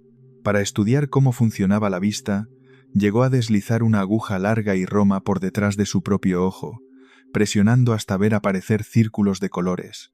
Un experimento tan brillante como aterrador. Aquella capacidad de torturarse a sí mismo en nombre del conocimiento decía mucho de la clase de mente que tenía, incansable, extrema y dispuesta a todo. Aquella oscuridad no era nueva. Venía de muy atrás, de una infancia y una juventud marcadas por la soledad y el resentimiento. De joven elaboró una lista privada en la que anotaba sus propios pecados, y lo que confesó allí pone los pelos de punta. Reconocía haber deseado la muerte a otras personas, e incluso haber amenazado con prender fuego a la casa de sus propios padres con ellos dentro. No eran las anotaciones de un hombre sereno, sino las de alguien que cargaba con una rabia profunda desde muy temprano. En el trato diario tampoco resultaba fácil. Era frío, reservado y extremadamente susceptible a la crítica, hasta el punto de retrasar la publicación de sus descubrimientos solo por miedo a que alguien los discutiera. Cuando por fin se decidía a compartir su trabajo, defendía cada idea como si le fuera la vida en ello, incapaz de aceptar la menor objeción sin tomarla como un ataque personal. Esa mezcla de genialidad y orgullo herido lo convertía en un hombre difícil de tratar y casi imposible de contradecir. Su vida personal era igual de árida. Vivía prácticamente entregado al trabajo, encerrado durante días enteros, olvidándose de comer y de dormir cuando una idea lo atrapaba. No se le conoció nunca una relación amorosa, ni pareja, ni vida sentimental de ningún tipo. Todo apunta a que murió sin haber compartido jamás su vida con nadie, completamente solo, como había vivido casi siempre. Para él, el afecto humano parecía una distracción que no podía permitirse. Quienes lo servían contaban que apenas probaba bocado, que dejaba la comida intacta sobre la mesa cuando una idea lo absorbía y que era capaz de pasar noches enteras en vela, encanecido antes de tiempo y con la mirada perdida en sus cálculos, mientras el mundo exterior parecía no existir para él. Y sin embargo, el mundo lo trataba como a un dios. Lo cubrieron de honores, lo nombraron caballero y lo respetaron como a ningún otro sabio de su tiempo. Mientras tanto, quienes lo conocían de cerca sabían que detrás de aquella figura admirada se escondía un hombre rencoroso, susceptible y solitario, incapaz de tolerar que nadie le hiciera sombra. Pero ni sus enemigos sospechaban hasta qué punto llegaba el lado más extraño y secreto de su mente, una obsesión oculta que, de haberse sabido, podría haberlo destruido. Detrás del padre de la ciencia moderna se escondía una obsesión secreta que podría haberlo arruinado por completo. Pasó más tiempo persiguiendo la magia que la gravedad. Si sus contemporáneos hubieran sabido en qué empleaba realmente sus noches, su reputación se habría hecho añicos. Durante años se dedicó en secreto a la alquimia, aquel arte antiguo y prohibido que perseguía convertir metales comunes en oro y descubrir la fórmula de la vida eterna. No era un pasatiempo ocasional, sino una pasión devoradora a la que entregó miles de horas y un esfuerzo descomunal. Llenó cuadernos enteros con recetas misteriosas, símbolos extraños y experimentos que repetía una y otra vez en su laboratorio privado, convencido de que allí se escondían los secretos más profundos del universo. Aquellos experimentos eran tan apasionantes como peligrosos. Para estudiar las sustancias con las que trabajaba, llegó a probar su sabor, incluyendo metales tan tóxicos como el mercurio y otros venenos capaces de destrozar el organismo. No es de extrañar que su salud y su mente acabaran resintiéndose. Sufrió al menos un par de crisis nerviosas graves, periodos en los que se hundió en la paranoia, dejó de dormir y llegó a acusar a amigos cercanos de conspirar contra él. Muchos creen que aquel envenenamiento lento, gota a gota, tuvo bastante que ver con esos derrumbes. Mucho tiempo después, el análisis de un mechón de su cabello confirmó que su cuerpo contenía cantidades anormalmente altas de aquel metal, una huella silenciosa de todos los años que pasó jugando con sustancias mortales. Pero la alquimia no era su único secreto comprometido. En privado dedicó también una enorme cantidad de tiempo a estudios religiosos que, para la época, resultaban auténtica dinamita. Llegó a poner por escrito ideas que contradecían algunas de las creencias más sagradas e intocables de su mundo, opiniones tan peligrosas que, de haberse conocido, podrían haberle costado el puesto, el prestigio y hasta la libertad.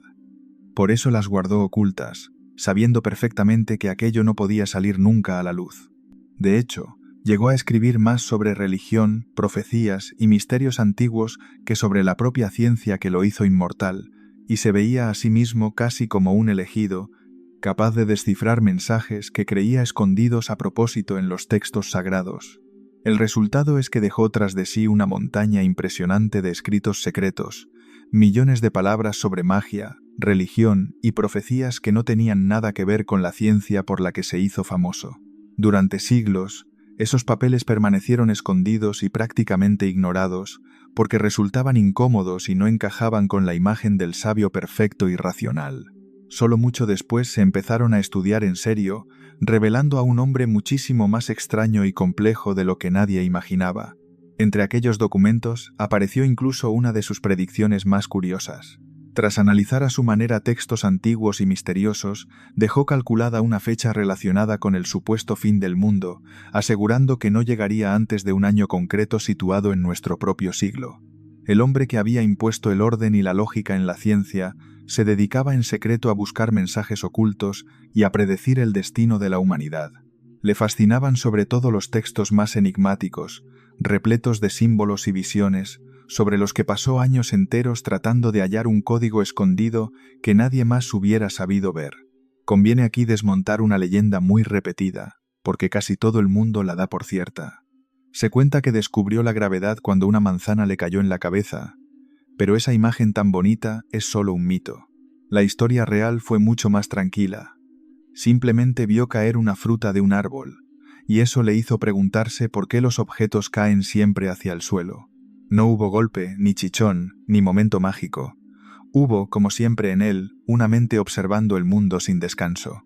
Esa es quizá la gran paradoja de su figura. El hombre que explicó como nadie el orden perfecto del cosmos guardaba dentro un mundo caótico, lleno de secretos, obsesiones y rincones oscuros. Fue capaz de descifrar las leyes que mueven los planetas, pero no de gobernar sus propios fantasmas. Y precisamente esa contradicción, la del genio absoluto que era también un hombre atormentado, vengativo y misterioso, es lo que lo convierte en una de las mentes más fascinantes y desconcertantes que ha dado la historia. Miguel Ángel, el artista más oscuro y atormentado de la historia, el hombre que pintó el techo más famoso del mundo, odió cada segundo que pasó haciéndolo, y repitió una y otra vez, casi como una queja desesperada, que él no era pintor. Para él, aquella obra maestra que hoy admira la humanidad entera, fue durante años una auténtica tortura. En el fondo de su corazón se consideraba escultor, no pintor. Lo suyo era el mármol, el cincel, la piedra que cobraba vida bajo sus manos. Pintar le parecía un oficio menor, algo que no iba con él, y lo decía sin pudor a quien quisiera escucharlo. Por eso, cuando un poderoso papa le ordenó decorar el enorme techo de una capilla, lo vivió no como un honor, sino como una condena que le arrancaban contra su voluntad. Había además algo turbio en aquel encargo. Corría el rumor de que ciertos rivales suyos habían empujado al Papa a darle precisamente ese trabajo, convencidos de que fracasaría estrepitosamente. Sabían que no tenía apenas experiencia con esa técnica tan difícil, y esperaban verlo hundirse y quedar en ridículo delante de todo el mundo. En otras palabras, le habían tendido una trampa disfrazada del mayor de los honores. Lo más curioso es que, una vez metido en la tarea que tanto odiaba, no se conformó con cumplir el encargo de cualquier manera. Despreció el plan inicial, más modesto, y decidió por su cuenta llenar todo el techo con un universo entero de figuras, escenas y personajes mucho más ambicioso de lo que nadie le había pedido. Aquel hombre que no quería pintar terminó entregándose a la obra con una exigencia feroz, como si necesitara demostrarse a sí mismo que, incluso en un terreno que no era el suyo, podía superar a cualquiera. Lo que vino después fueron años de sufrimiento físico difíciles de imaginar. Para alcanzar la superficie del techo, tenía que trabajar con la cabeza echada hacia atrás durante jornadas interminables, con los brazos en alto y el cuello doblado en una postura antinatural. La pintura le goteaba sin parar sobre la cara, le caía en los ojos y le manchaba la barba, mientras su espalda se retorcía poco a poco y su cuerpo entero se resentía día tras día. Él mismo dejó constancia de aquel calvario en un poema lleno de humor amargo. En esos versos describía cómo le había crecido una hinchazón en el cuello, cómo su columna se torcía, cómo el pincel goteaba sin descanso sobre su rostro y cómo se sentía deformado y miserable encaramado a aquel andamio. Terminaba aquel lamento con una frase demoledora, asegurando que su pintura estaba muerta y que aquel no era su sitio, porque él, insistía, no era pintor. El trabajo estuvo además a punto de irse al traste por completo. En los primeros tiempos, la humedad hizo que apareciera moho sobre la superficie recién pintada, arruinando parte de lo que tanto le había costado. Llegó a desesperarse hasta el punto de querer abandonarlo todo, convencido de que aquel desastre confirmaba lo que él siempre había dicho, que no estaba hecho para pintar. Tuvo que rehacer zonas enteras y aprender sobre la marcha los trucos de una técnica endiablada que no perdonaba un solo error. A esa tortura del cuerpo se sumaba la del carácter del papa que lo había contratado. Era un hombre impaciente y autoritario, que lo presionaba sin descanso para que terminara cuanto antes y le exigía explicaciones constantes. Lo trataba casi como a un sirviente de lujo, sin importarle el esfuerzo titánico que aquello suponía. Entre ambos hubo discusiones, tensiones e incluso enfrentamientos, porque el artista tenía un carácter tan fuerte y orgulloso como el del propio papa. Durante todo aquel tiempo trabajó prácticamente solo, sin querer apenas ayudantes en los que no confiaba, cargando él mismo con casi todo el peso de una obra colosal.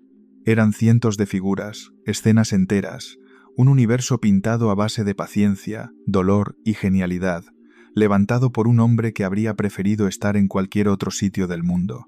Cada jornada subía y bajaba de aquel andamio interminable, mezclando él mismo sus colores y enfrentándose en soledad a una superficie inmensa que parecía no acabarse nunca. Y aquí está lo más asombroso de toda la historia. De aquel suplicio que tanto detestaba salió una de las creaciones más impresionantes que ha producido la humanidad. Un trabajo que él consideraba un castigo se convirtió en una cumbre absoluta del arte, admirada siglo tras siglo por millones de personas.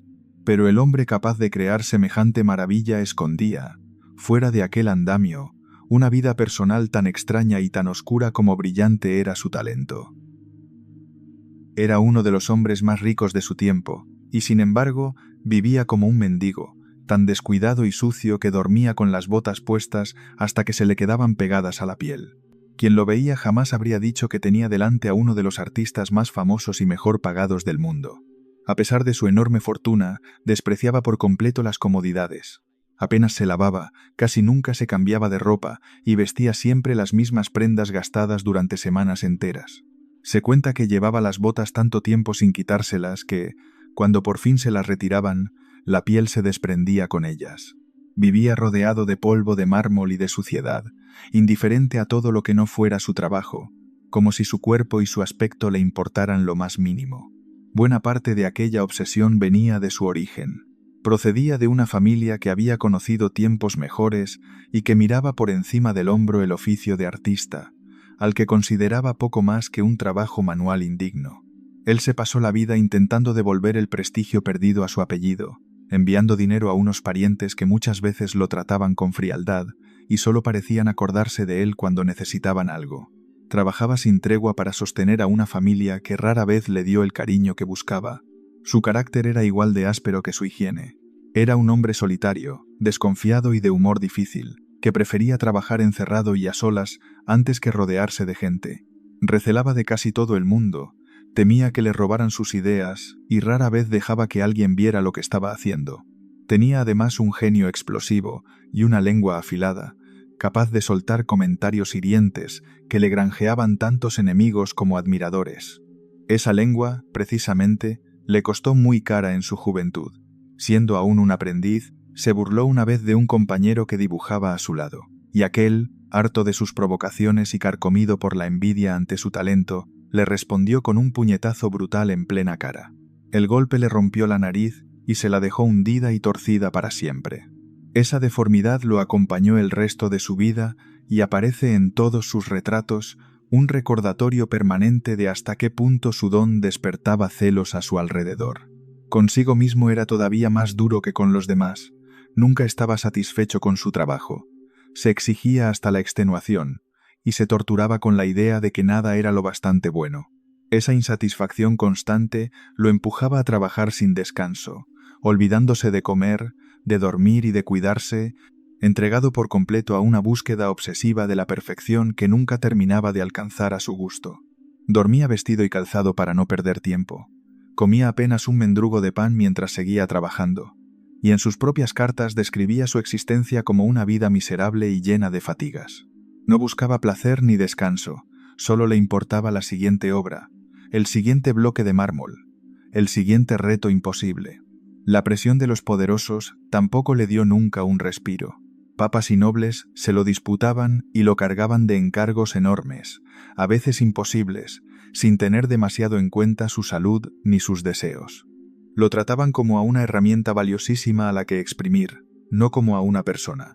Él aceptaba a regañadientes, discutía, se rebelaba, pero al final casi siempre terminaba doblegándose ante quienes tenían el poder de hacerle la vida imposible. Y siguió así hasta una edad asombrosa para su época. Trabajó prácticamente hasta el último aliento, ya muy anciano, golpeando todavía la piedra con el cincel pocos días antes de morir. Sobrevivió a casi todos sus rivales y vio pasar varias generaciones, siempre encorvado sobre su trabajo, siempre insatisfecho. Pocos hombres han dedicado una vida tan larga a un esfuerzo tan continuo, sacrificando salud, comodidad y compañía a cambio de unas obras destinadas a sobrevivirle durante siglos. Así, entre la suciedad, la soledad y el agotamiento, fue acumulando una riqueza que apenas disfrutó y un prestigio inmenso que no lo hizo más feliz. En vida ya lo llamaban divino.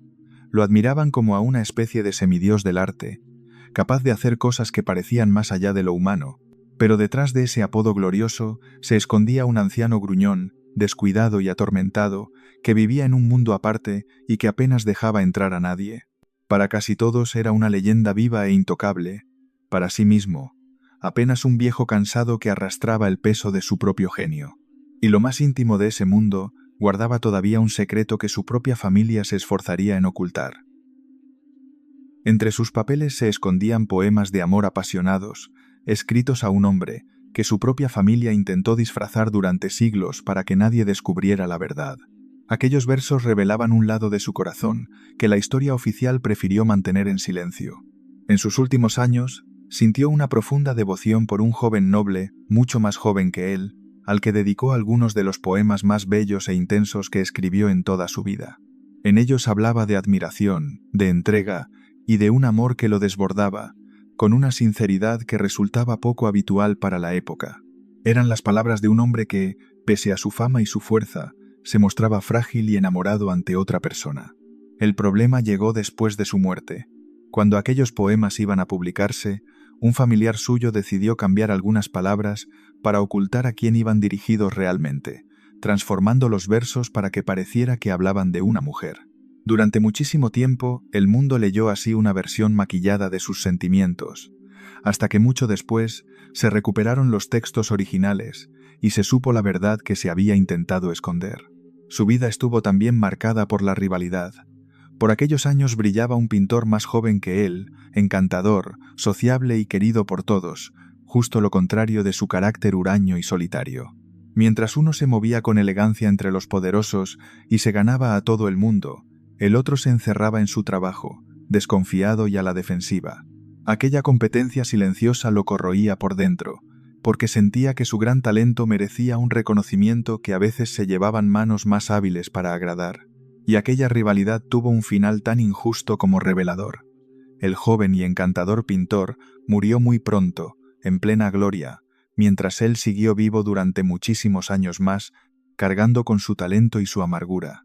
Sobrevivió a quienes lo habían envidiado y a quienes lo habían adulado, hasta quedarse casi solo, como el último gigante de una época irrepetible. Quizá por eso dejó en una de sus obras más impresionantes una confesión secreta y estremecedora. En una gigantesca pintura sobre el juicio final, escondió su propio rostro en un lugar de lo más inquietante, en la piel vacía y colgante de una figura a la que habían arrancado el pellejo.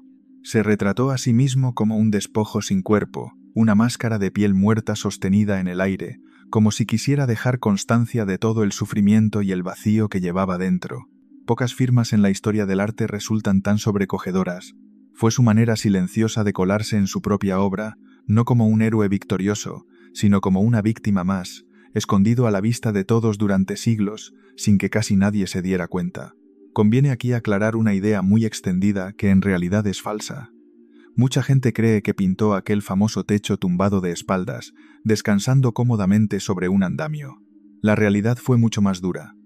Trabajó de pie, con el cuerpo arqueado hacia atrás y la cabeza forzada hacia arriba durante años, justo la postura que le destrozó la espalda y el cuello. No había comodidad alguna en aquel trabajo, sino un esfuerzo físico agotador que él soportó casi en soledad. Nunca se casó ni formó una familia propia.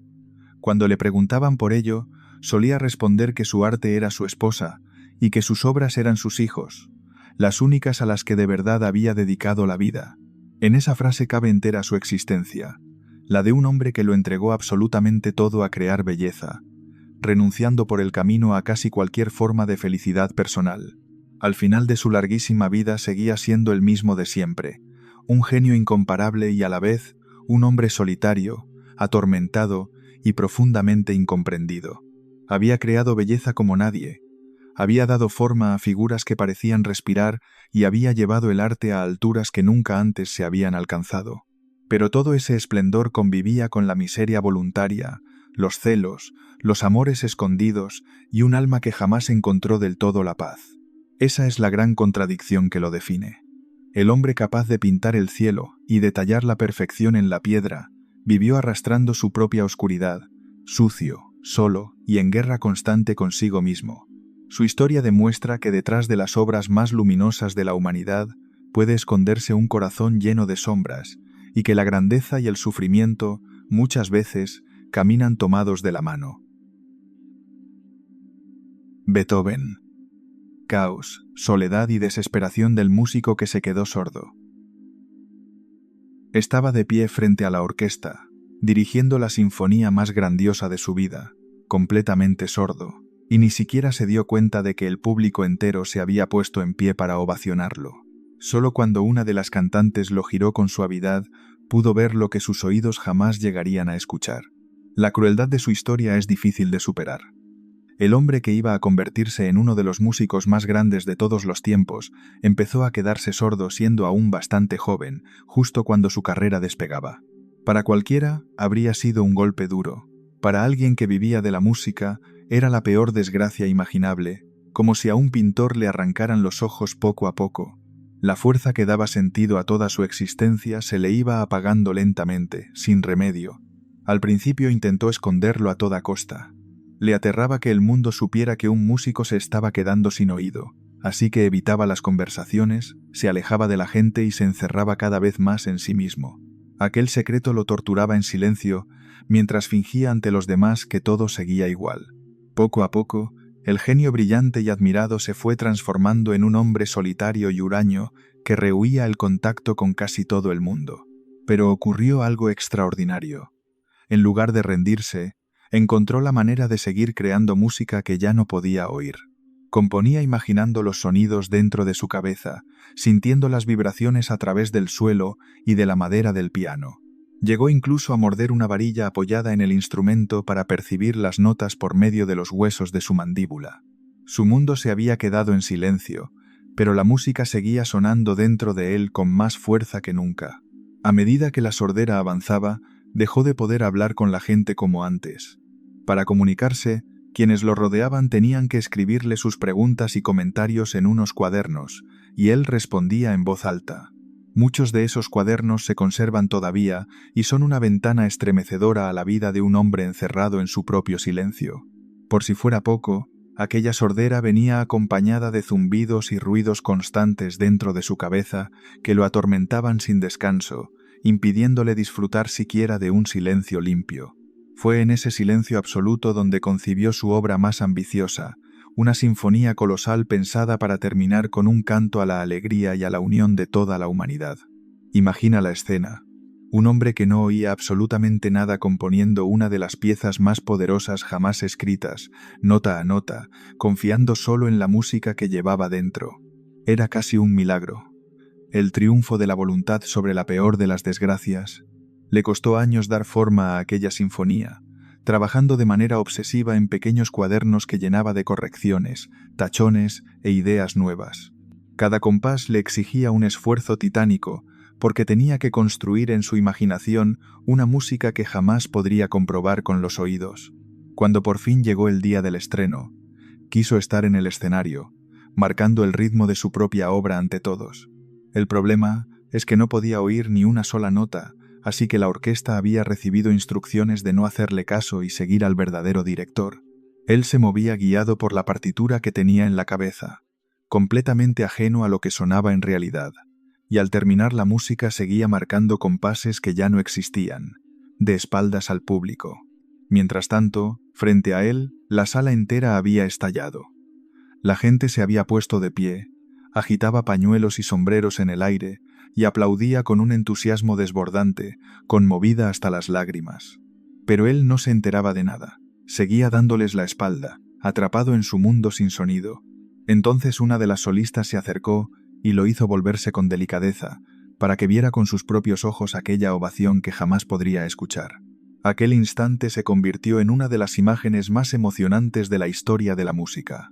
Un hombre completamente sordo, contemplando en silencio cómo cientos de personas lloraban y aplaudían enloquecidas ante la obra que había sacado de la nada.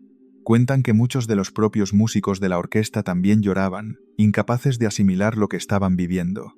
Triunfo y tragedia fundidos para siempre en un solo momento irrepetible. Pero detrás de aquel genio capaz de emocionar al mundo entero se escondía una vida personal mucho más oscura y dolorosa de lo que nadie imaginaba. Años antes de aquel triunfo, se sentó a escribir una carta de despedida en la que confesaba que había llegado a pensar en quitarse la vida. La desesperación por estar perdiendo el oído lo había arrastrado hasta el borde del abismo. En aquel documento, dirigido a sus hermanos, abría su corazón como nunca lo había hecho. Contaba el sufrimiento de un artista condenado a quedarse sin lo más importante para él, la vergüenza de tener que ocultarlo y la soledad inmensa en la que vivía por culpa de aquella enfermedad. Reconocía que solo una cosa lo había frenado: la sensación de que aún llevaba dentro mucha música por entregar al mundo y que no podía marcharse antes de haberla sacado a la luz. Guardó esa carta en secreto y solo se descubrió mucho después de su muerte, revelando hasta qué punto había sufrido en silencio. Pocas confesiones tan desgarradoras ha dejado por escrito un artista sobre su propio tormento. Su forma de vivir reflejaba ese caos interior. Habitaba en apartamentos sucios y desordenados, llenos de papeles por todas partes, platos sin fregar e instrumentos amontonados, y se mudaba constantemente de un sitio a otro, dejando tras de sí un rastro de desorden allá por donde pasaba. Su casa parecía el reflejo exacto de su mente. Genial, desbordante y completamente desordenada, sin un solo rincón tranquilo. A esa imagen se sumaban manías de lo más peculiar. Cada mañana, por ejemplo, preparaba su café con un ritual estricto, contando uno por uno exactamente 60 granos para cada taza, ni uno más ni uno menos. Tenía costumbres rígidas y obsesivas, cambios de humor bruscos y un temperamento que podía pasar de la ternura a la furia en un instante. Quienes lo trataban sabían que convivir con él no era nada fácil. Su aspecto contribuía a esa fama de personaje extravagante. Caminaba por la calle con el pelo alborotado y la ropa descuidada, hablando solo, tarareando melodías y parándose de pronto para anotar ideas. En cierta ocasión su pinta desaliñada fue tal que lo confundieron con un vagabundo y acabó detenido, hasta que alguien tuvo que confirmar que aquel hombre harapiento era, en realidad, el músico más célebre de la ciudad. Su carácter, de hecho, espantaba a mucha gente. Era desconfiado, orgulloso y a menudo paranoico, capaz de estallar contra sus criados, sus amigos o cualquiera que le llevara la contraria. Discutía por todo, sospechaba que querían engañarlo y rompía relaciones con la misma facilidad con la que las iniciaba. Tras esa coraza áspera, había un alma profundamente herida, pero no todos estaban dispuestos a aguantar sus arranques para descubrirlo. En casa su mal genio era aún peor. Cambiaba de criados constantemente, discutía con los caseros y, cuando algo lo enfurecía, era capaz de arrojar lo que tuviera a mano. Pocos aguantaban a su lado mucho tiempo, y él mismo parecía empeñado en quedarse solo, como si necesitara el aislamiento para poder componer, aunque ese mismo aislamiento lo fuera consumiendo por dentro. Resulta desconcertante pensar que aquel hombre áspero y desconfiado era el mismo capaz de componer las melodías más tiernas y conmovedoras jamás escritas. Toda la dulzura que parecía faltarle en el trato diario la volcaba en su música, como si solo en el pentagrama pudiera expresar los sentimientos que en la vida real era incapaz de mostrar. El amor tampoco le sonrió jamás. Se enamoró varias veces a lo largo de su vida, casi siempre de mujeres que estaban fuera de su alcance, ya fuera porque pertenecían a una clase social más alta o porque estaban casadas con otros. Una y otra vez, sus sentimientos chocaban contra un muro, y nunca llegó a formar la familia con la que soñaba. Aquel hombre capaz de componer la música más apasionada del mundo murió solo, sin esposa y sin hijos propios. El mayor misterio de su vida sentimental apareció también después de su muerte. Entre sus pertenencias se encontró una carta de amor desbordante de pasión, dirigida a una mujer a la que llamaba con palabras encendidas, pero a la que nunca nombraba directamente. Nadie ha logrado confirmar con certeza quién era aquella amada secreta, y la duda sigue abierta todavía hoy. Fue el último enigma de un corazón que amó con todas sus fuerzas y casi nunca fue correspondido. Aquella carta, escrita con una intensidad arrolladora, demuestra que bajo su apariencia Oscar latía un romántico capaz de sentir como muy pocos. Y sin embargo, ni la sordera ni la soledad serían el golpe más cruel que le tenía guardado el destino.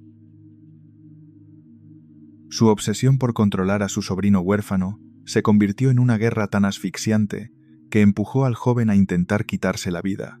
Lo que empezó como un gesto de protección terminó convertido en una de las relaciones más dañinas de toda su existencia. Cuando uno de sus hermanos murió, él se empeñó en hacerse cargo del hijo que dejaba y libró una larga y amarga batalla legal para arrebatarle la custodia a la madre del niño. Estaba convencido de que solo él podía educarlo como era debido, así que apartó al muchacho de su madre, a la que pintaba como una mala influencia, y se propuso moldearlo a su gusto. Volcó en aquel sobrino todo el amor y todas las exigencias que no había podido dar a unos hijos propios. El problema es que aquel cariño se transformó en una presión imposible de soportar. Lo vigilaba de cerca, lo abrumaba con expectativas enormes y le exigía que fuera exactamente como él quería que fuese, sin dejarle apenas espacio para vivir su propia vida. El joven, atrapado entre el control férreo de su tío y sus propios deseos, fue hundiéndose poco a poco bajo el peso de aquella relación sofocante, hasta que llegó a un punto de desesperación límite e intentó acabar con su vida. Aquel intento sacudió al genio hasta lo más profundo. Comprendió, demasiado tarde, el daño que su obsesión había causado, y el episodio lo dejó destrozado y envejecido de golpe. La persona a la que más quería proteger había estado a punto de perderse precisamente por culpa de su forma asfixiante de quererla. Fue uno de los golpes más duros de una vida que nunca le había dado tregua. La herida entre ambos no llegó a cerrarse del todo, y el genio cargó con esa culpa hasta el final de sus días. Mientras tanto, su propio cuerpo se apagaba. Llevaba años arrastrando dolores y enfermedades, y su salud se deterioraba sin parar entre sufrimientos constantes. Murió relativamente joven, tras un largo padecimiento, dejando tras de sí una montaña de música inmortal y una vida marcada por el dolor de principio a fin. Pero la causa exacta de tanto sufrimiento tardaría siglos en empezar a aclararse. Mucho tiempo después, el análisis de unos mechones de su cabello reveló un dato inquietante. Su cuerpo contenía niveles altísimos de plomo, un metal muy tóxico, junto a señales de una grave enfermedad del hígado. Todo apunta a que estuvo intoxicándose lentamente durante años, quizá por el vino que bebía a diario o por los remedios médicos de la época, llenos de sustancias peligrosas. Esa intoxicación silenciosa pudo agravar sus dolores, sus cambios de humor e incluso, según algunos, tener algo que ver con la sordera que le arruinó la vida. El genio pudo estar envenenándose sin saberlo, día tras día. Estudios recientes sobre su cabello y su salud han ido confirmando ese cuadro, dibujando el retrato de un cuerpo castigado durante años por el dolor, la enfermedad y unas sustancias que entonces nadie sabía leer. Sobre su final circula además una imagen tan poderosa que se ha repetido durante generaciones, aunque conviene tomarla con cautela porque no hay forma de confirmarla. Según cuentan algunos testigos, murió en mitad de una violenta tormenta y al estallar un trueno, llegó a levantar el puño hacia el cielo antes de desplomarse sin vida. Sea leyenda o realidad, esa escena encaja a la perfección con un hombre que se pasó la vida desafiando al destino y plantándole cara a todo lo que se le ponía por delante. Lo que sí está bien documentado es la despedida multitudinaria que tuvo. Cuando murió, una auténtica marea de personas, decenas de miles, llenó las calles para acompañar su entierro. Las escuelas cerraron y la ciudad entera se detuvo para rendir homenaje a un hombre al que, pese a su carácter imposible, todos reconocían ya como un gigante irrepetible. El solitario huraño que había vivido encerrado en su silencio fue despedido por una multitud como pocas veces se ha visto. Aquel reconocimiento masivo llegaba, una vez más, cuando él ya no estaba para sentirlo. Y ahí reside la grandeza definitiva de su historia. Desde el silencio más absoluto, desde la desesperación, el caos y la soledad, fue capaz de regalar al mundo el himno más luminoso jamás compuesto, un canto a la alegría y a la hermandad entre todos los seres humanos. Un hombre roto por dentro creó la música que hoy representa la esperanza para millones de personas. Y lo hizo precisamente cuando todo en su vida invitaba a rendirse. Pocas veces en la historia, tanta oscuridad ha dado a luz tanta belleza. Leonardo da Vinci. Cadáveres, escritura secreta y misterios del mayor genio de la historia. Con apenas 24 años, el futuro genio fue acusado en secreto de un delito que podía llevarlo directo a la muerte, y el miedo de aquel momento quizá marcó el resto de su vida. Pocos saben que el hombre más admirado del Renacimiento estuvo a punto de acabar ejecutado siendo joven. Todo empezó con una denuncia anónima. En aquella época existían unos buzones especiales donde cualquiera podía deslizar una acusación contra otra persona sin dar la cara, y en uno de ellos apareció un papel que lo señalaba a él, junto a otros 3 jóvenes, de haber mantenido relaciones con un muchacho. El problema es que aquello no era un asunto menor. Ese tipo de relaciones se castigaban entonces con penas durísimas, que podían llegar incluso a la pena de muerte. Para colmo, semanas después llegó una segunda denuncia anónima en los mismos términos, lo que mantuvo viva la amenaza durante más tiempo. Lo curioso es que esas relaciones eran tan frecuentes en su ciudad que en otros lugares de Europa el propio nombre de aquella ciudad llegó a usarse como un insulto para referirse a ellas. Pero que fueran comunes no las hacía menos peligrosas ante la ley. Durante un tiempo, él y los demás acusados quedaron bajo la vigilancia de una especie de policía de la moral encargada de perseguir esa clase de conductas. Fue un periodo de auténtico terror, con su nombre manchado y su futuro pendiente de un hilo. Al final, la acusación se archivó por falta de testigos y de pruebas, y se cree que la influencia de una familia poderosa, ligada a uno de los otros acusados, ayudó a que todo quedara en nada. Pero el susto fue enorme y dejó huella. Muchos estudiosos piensan que aquel episodio lo volvió aún más reservado y precavido de lo que ya era, y que pudo influir en su decisión de marcharse poco después a otra ciudad para empezar de cero. El miedo a volver a ser señalado lo acompañaría, de una forma u otra, durante mucho tiempo. Para entender su carácter hay que conocer también de dónde venía. Había nacido fuera del matrimonio, algo que en aquella sociedad lo marcaba como un hijo ilegítimo y le cerraba muchas puertas. Por ese motivo no pudo dedicarse al respetable oficio de su padre, reservado a los hijos legítimos, y acabó orientándose hacia el mundo del arte, considerado entonces un trabajo más humilde. En cierto modo, su condición de marginado fue lo que lo empujó hacia el camino que lo haría inmortal. Al quedar fuera de la educación reservada a los hijos legítimos, tampoco recibió la formación clásica que se daba por sentada entre los hombres cultos de su tiempo.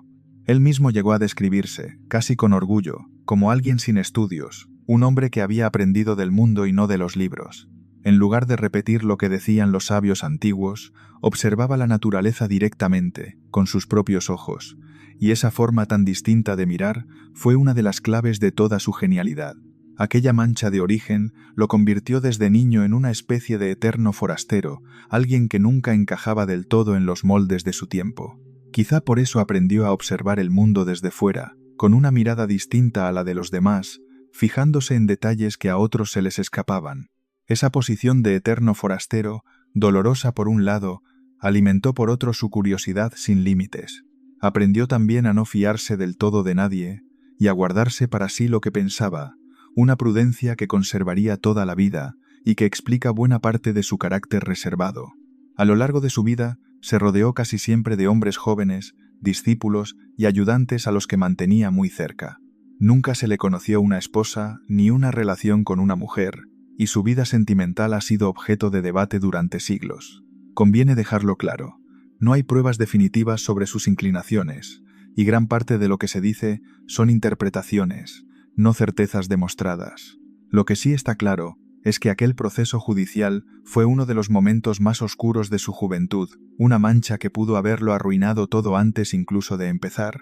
Que el mayor genio del Renacimiento estuviera, siendo apenas un muchacho, a un paso de un castigo terrible, es uno de esos detalles que la historia oficial suele pasar por alto, pero que ayudan a comprender al hombre real que se escondía detrás del mito. Lo que sí está fuera de toda duda es que aquel joven señalado y temeroso escondía dentro una de las mentes más asombrosas que ha existido jamás. Una mente capaz de adelantarse siglos a su tiempo, pero también atrapada por unas costumbres y unas manías que lo hacían tan genial como desconcertante. Y esas rarezas son, precisamente, las que convierten su historia en algo todavía más fascinante. La mente más brillante de su tiempo dejó tras de sí un reguero de obras a medias, proyectos abandonados y promesas rotas. Era prácticamente incapaz de terminar nada de lo que empezaba. El genio que lo imaginó todo apenas completó una pequeña parte de lo que prometió. Su cabeza iba siempre demasiado rápido. Empezaba un cuadro, lo dejaba a medias y se lanzaba de cabeza a estudiar el vuelo de los pájaros, el curso de los ríos o la anatomía del cuerpo humano. Saltaba de una pasión a otra sin descanso, incapaz de concentrarse en una sola cosa el tiempo suficiente para acabarla. El resultado fue una vida llena de encargos sin terminar y de clientes furiosos que pagaban por obras que no llegaban nunca o que se quedaban eternamente inacabadas. Uno de los ejemplos más célebres fue una gigantesca estatua de un caballo que debía ser la mayor de su tipo jamás construida. Trabajó en ella durante años, llegó a crear un enorme modelo y al final nunca se fundió en bronce, porque el metal previsto se usó para fabricar armas en plena guerra. Como tantas otras veces, su sueño se quedó en una promesa grandiosa que el mundo nunca llegó a ver terminada. Aquella mezcla de ambición y dispersión se notaba ya en cómo se vendía a sí mismo. Cuando quiso entrar al servicio de un poderoso duque, le escribió una larga carta enumerando todas las máquinas de guerra y los inventos militares que era capaz de construir para él: puentes, cañones, ingenios para asediar ciudades. Solo al final, casi de pasada, mencionaba que además sabía pintar. El hombre que hoy recordamos sobre todo como pintor se presentaba ante el mundo, en realidad, como un genio de la ingeniería. A esa fama de hombre que no acababa nada se sumaba una costumbre que desconcertaba a todos: escribía al revés. Llenó miles de páginas de notas y dibujos con una escritura que iba de derecha a izquierda, de modo que solo podían leerse con claridad reflejándolas en un espejo. Durante siglos, esa rareza alimentó la idea de que ocultaba mensajes secretos. Pero la explicación más aceptada es mucho más sencilla. Probablemente lo hacía porque era zurdo y así le resultaba más cómodo, sin ninguna intención de esconder nada. Su afán por experimentar le jugó además malas pasadas incluso en las obras que sí llegó a terminar. En una ocasión probó una técnica nueva para pintar un gran mural, y el resultado empezó a estropearse casi de inmediato, deshaciéndose ante sus propios ojos. Una de sus pinturas más famosas comenzó también a deteriorarse muy pronto, en buena parte porque quiso innovar en lugar de usar los métodos seguros de siempre. Su genio inquieto era, a la vez, su mayor virtud y su peor enemigo. Su curiosidad lo llevó además a un terreno tan fascinante como perturbador. Obsesionado con entender cómo funcionaba el cuerpo humano por dentro, llegó a diseccionar con sus propias manos alrededor de 30 cadáveres. Lo hacía muchas veces de noche, en condiciones difíciles, abriendo cuerpos sin descomponer para estudiar los músculos, los huesos, las venas y los órganos. Era un trabajo desagradable y arriesgado para la época, rodeado de prohibiciones y de olores nauseabundos que él soportaba con tal de arrancarle sus secretos a la naturaleza. Gracias a aquellas disecciones, dibujó el interior del cuerpo humano con una precisión que no se vería igualada en siglos. Sus láminas anatómicas eran tan exactas que parecían adelantarse por completo a la medicina de su tiempo. El mismo hombre que no terminaba un cuadro era capaz de pasar incontables horas inclinado sobre un cadáver, fascinado, dibujando cada detalle con una paciencia infinita que no aplicaba a casi nada más. Llegó incluso a planear un gran tratado sobre el cuerpo humano que, fiel a su costumbre, tampoco terminó jamás. Y eso no era todo. En sus cuadernos diseñó máquinas que parecían sacadas del futuro, aparatos para volar, ingenios de guerra, mecanismos complejos que su época no tenía forma de construir. Muchas de aquellas ideas eran tan avanzadas que se adelantaban cientos de años a lo que la tecnología podía hacer realidad. Soñaba con cosas que el mundo tardaría siglos en alcanzar, aunque la mayoría se quedaron solo en dibujos. Por eso resulta tan difícil de entender. Para muchos de sus contemporáneos era un hombre poco fiable, un genio caprichoso que dejaba todo a medias y se perdía en sus rarezas. Solo el paso del tiempo permitió comprender que aquella mente dispersa y aparentemente desordenada estaba viendo, en realidad, mucho más lejos que cualquiera de los que lo rodeaban. Detrás del genio sereno se escondía un hombre lleno de contradicciones, un amante de los animales capaz de diseñar máquinas de guerra terribles que convivió durante años con un joven ladrón del que nunca quiso deshacerse. Su vida privada era tan extraña como su talento. Durante buena parte de su vida tuvo a su lado a un ayudante al que había acogido siendo casi un niño y al que apodaban con un nombre que venía a significar algo así como el Diablillo. El mote le venía como anillo al dedo, porque el muchacho mentía, robaba y causaba problemas constantemente. Aún así, él lo mantuvo a su lado durante décadas, lo perdonó una y otra vez y lo trató casi como a alguien de la familia. Esa relación tan peculiar ha hecho correr ríos de tinta, aunque, una vez más, no existen pruebas claras sobre la verdadera naturaleza del vínculo que los unía. Físicamente, además, estaba muy lejos del cliché del sabio despistado y desaliñado. Las descripciones de la época lo presentan como un hombre apuesto, elegante y de gran fuerza física, que cuidaba su aspecto y vestía con ropas llamativas y coloridas poco habituales para un artista. Amable con los animales, refinado en sus gustos y de trato encantador, reunía una sensibilidad que contrastaba brutalmente con los terribles ingenios de guerra que era capaz de imaginar. A su lado conviven algunas leyendas que conviene tomar con cuidado, separando lo documentado de lo que es solo tradición. Una de las más bonitas asegura que era vegetariano por amor a los animales, y que solía comprar pájaros enjaulados en el mercado únicamente para abrir la jaula y devolverles la libertad. Hay indicios que apuntan en esa dirección y encajan con su carácter, pero no puede afirmarse con total seguridad. Es una imagen preciosa que mezcla realidad y leyenda. También han crecido a su alrededor todo tipo de teorías modernas, sobre todo en torno a su obra más famosa, el retrato de una mujer de sonrisa enigmática. Se ha dicho que esconde códigos secretos, mensajes ocultos y misterios capaces de cambiar la historia. Conviene ser prudente con todo eso. La inmensa mayoría de esas teorías son pura especulación sin ninguna base seria, alimentadas por novelas y películas más que por los hechos. La verdadera magia de aquel cuadro no está en ningún código escondido, sino en la maestría con la que fue pintado. Mucho tiempo después de su muerte, un famoso estudioso de la mente intentó explicar su personalidad a su manera, sugiriendo que el genio había canalizado en el arte y en la ciencia los deseos que no se permitía vivir y que eso explicaría incluso por qué dejaba tantas obras sin terminar.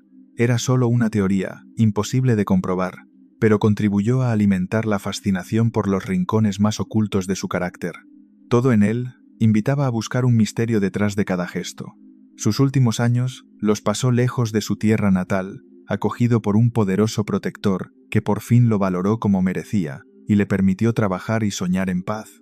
Murió ya anciano, rodeado de respeto, dejando atrás una obra relativamente escasa en cantidad pero de un valor incalculable.